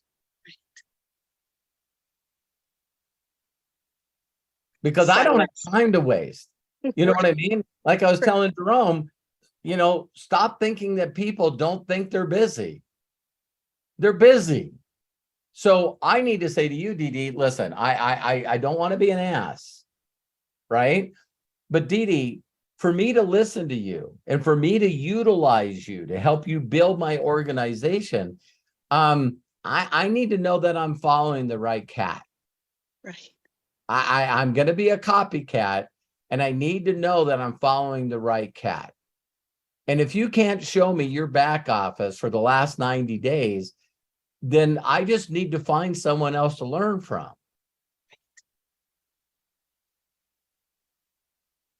And I'm telling you, man, you're right. I mean, can you imagine? Like, oh my God, here's what the total income is. You know what I mean? Of this person. And it's like, oh my God, it's like, but that's how we learn, right? Yep. That's how we learn. You always hear about the people that hired the cheapest contractor. Yes. It's like, wait a minute. He kept telling me it was going to be more money and he kept telling me it was going to be more money. And then he gave me a date that it was going to complete and then it never completed. Yes. So there's that phrase out there that the most expensive thing you can pay for is inexperience. Yes. And I just love and appreciate you. And I love and appreciate you. It's taken me a long time to even talk, right? Because I'm a 2-figure earner, not even close to $100. And I'm like, hey, you're doing okay. I hit 1K once. I couldn't sustain it. And I just, I felt much better this week being able to stand in my Robert Hollisness and my Maryness and my inner circle and just tell this person, I know you think that's right. It's not right, but you do what you want to do. I am following Robert, and I'm doing it his way. Every time I watch, I bet you I've watched Joshua Daramello's interview 6 times. Yeah. Yes. Because it's such inspiring to me. And it's for the reason that he joined December 27th, 2019. We joined the same time. I joined in November. I didn't even know what I was doing. I was like, I like this cream for my carpal tunnel. Yeah. And so to think that, let's just say 20, 21, 22, 23. It's like that's why I pulled that out of him in that interview. So even though you were learning from me and you watched 200 of my videos, were you reaching out to people exactly the way I do? And see, this is what's sad is people really believe they are. They really believe they are. Oh yeah, Robert, I'm doing exactly what you're doing. I followed a certain way and not picking on Jerome. It's like, Robert, I do exactly what you tell me to do. I met this guy at an auto mechanic shop and I'm telling him he should market at retail. Well, I don't know how you added that in on the certain way. Yeah. And like Anthony, Anthony too. Yeah. We all mentally, here's the nicest way to say this because I want it to be nice. You're thinking so freaking small. Mm-hmm. Your mind is thinking, I'm going to buy this and then I'm going to do something like affiliate marketing and I'm going to make a little bit of money. And it's just minus the residual and the leverage. I make money because I got 20,000 people that are buying product.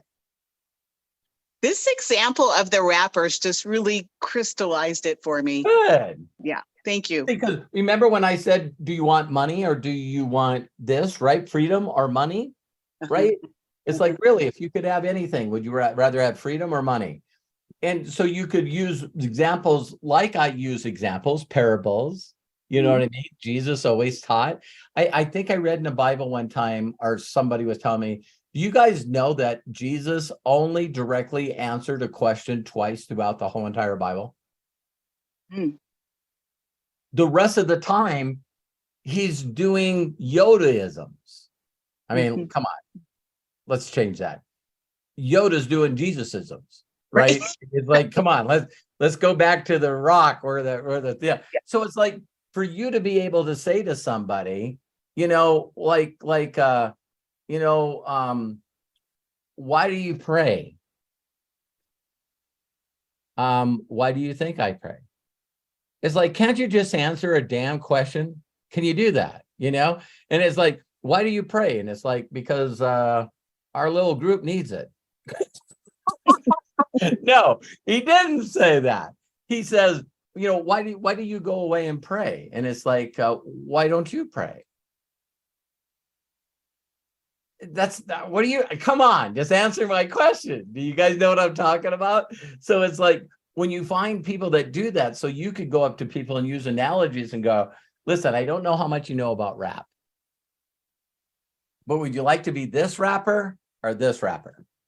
Because the world calls them both rappers. Mm-hmm. One of them's in prison. The other one's a billionaire. Mm-hmm. It touches me because I used to hate Snoop Dogg when my kids were little. I hated him and I thought he was an awful example especially for little Black boys. I just hated his guts. And to see what he's done as far as business wise, I'm like, what? How did you do that? How does he get on the Olympics? Exactly. Because he's freaking hilarious. It's like when I started looking at different weed shops and I'm like, what? How did he take this yucky beginning and propel it into ridiculousness? It's really Giving wild. so much to charity, doing so much. Yeah, Dee, yeah, I know. I love you. I want to make sure we get done right now, but I Okay. love you. I appreciate you. I hope you guys enjoyed that. Yeah. Find people that are inspiring to you, because we do know comedians and people that do movies and stuff like John Cena. And then you look at Kevin Hart and everyone thinks that Kevin Hart is working harder. Now he's working smarter. So if you don't have, I look at each and every one of you, whether you're in my business or not, I look at each one of you as being a business owner. And my goal is to get you to think like a business owner with other people that are business owners. Not self-employed people being self-employed, and not customers getting customers. So if you ask yourself a simple question, 3 years from today, what would be a perfect day? Let me give you just part of it. When you wake up in the morning, you cannot wait to log into your back office. In fact, the company's even got that. I don't know how many of you guys are connected with it, but what does Josh call that thing? I forget. Oh, MDC Optimus. So it's neat to get up every day and see 11 new paid enrollments, 157 new people added to your team, 24 prospects, and subscription orders by team 31, $1,475 today just off subscriptions. And then you see every day you get a new progress report of your back office growing. So don't all of us need a little bit of peace of mind? So you see your group growing, you click on the commission calculator, it says, in the middle of the month, about 30 grand coming in, but you still got another week or so. And just to make you feel like you're okay, like Joe Rogan said, money doesn't buy happiness, it just gets rid of despair. So the first account I always log into is my wife's. Not our account, my wife's account. I got to make sure that she's got plenty of money in there. Because she always runs really good with about 6 months of money in there. Do you know my wife used to log into her bank account? Do you know my wife does not have a clue where we are financially? I've taken despair away from my wife. That chokes me up. My wife's got her own credit cards, her own checking account, and I pay that woman what she deserves to be paid. Not to get off track, when we were first building this one time, my wife around her family said, Terry, why don't you do anything? And she said, Robert had me saying my tax return, I made $412,000 last year. Doing what? She goes, I don't know. Then I get to log into my business account that pays people like Craig and Matthew and Kyle. Here's where you know you got the game. Does anybody want to know how much I pay myself? That doesn't work for me. Having money on my account makes me feel like I got to give it away. So that should be part of your perfect day. Then I was telling my wife, here's what I want you guys to paint your vision of. Okay, what am I going to do today? Okay, let me log into my MDC back office. Let me click on new rank advancements. I'm going to create graphics for these people. I'm going to reach out and congratulate these people for hitting 1K, 5K, 10K, 25K. Ask them to be my friend on Facebook. And then I'm going to ask them to picture And then I want to tell them that I want to celebrate them on my page. How many of you would like to tell all your family, what do you do all day? Hey, I basically celebrate people in my organization that are getting pay raises.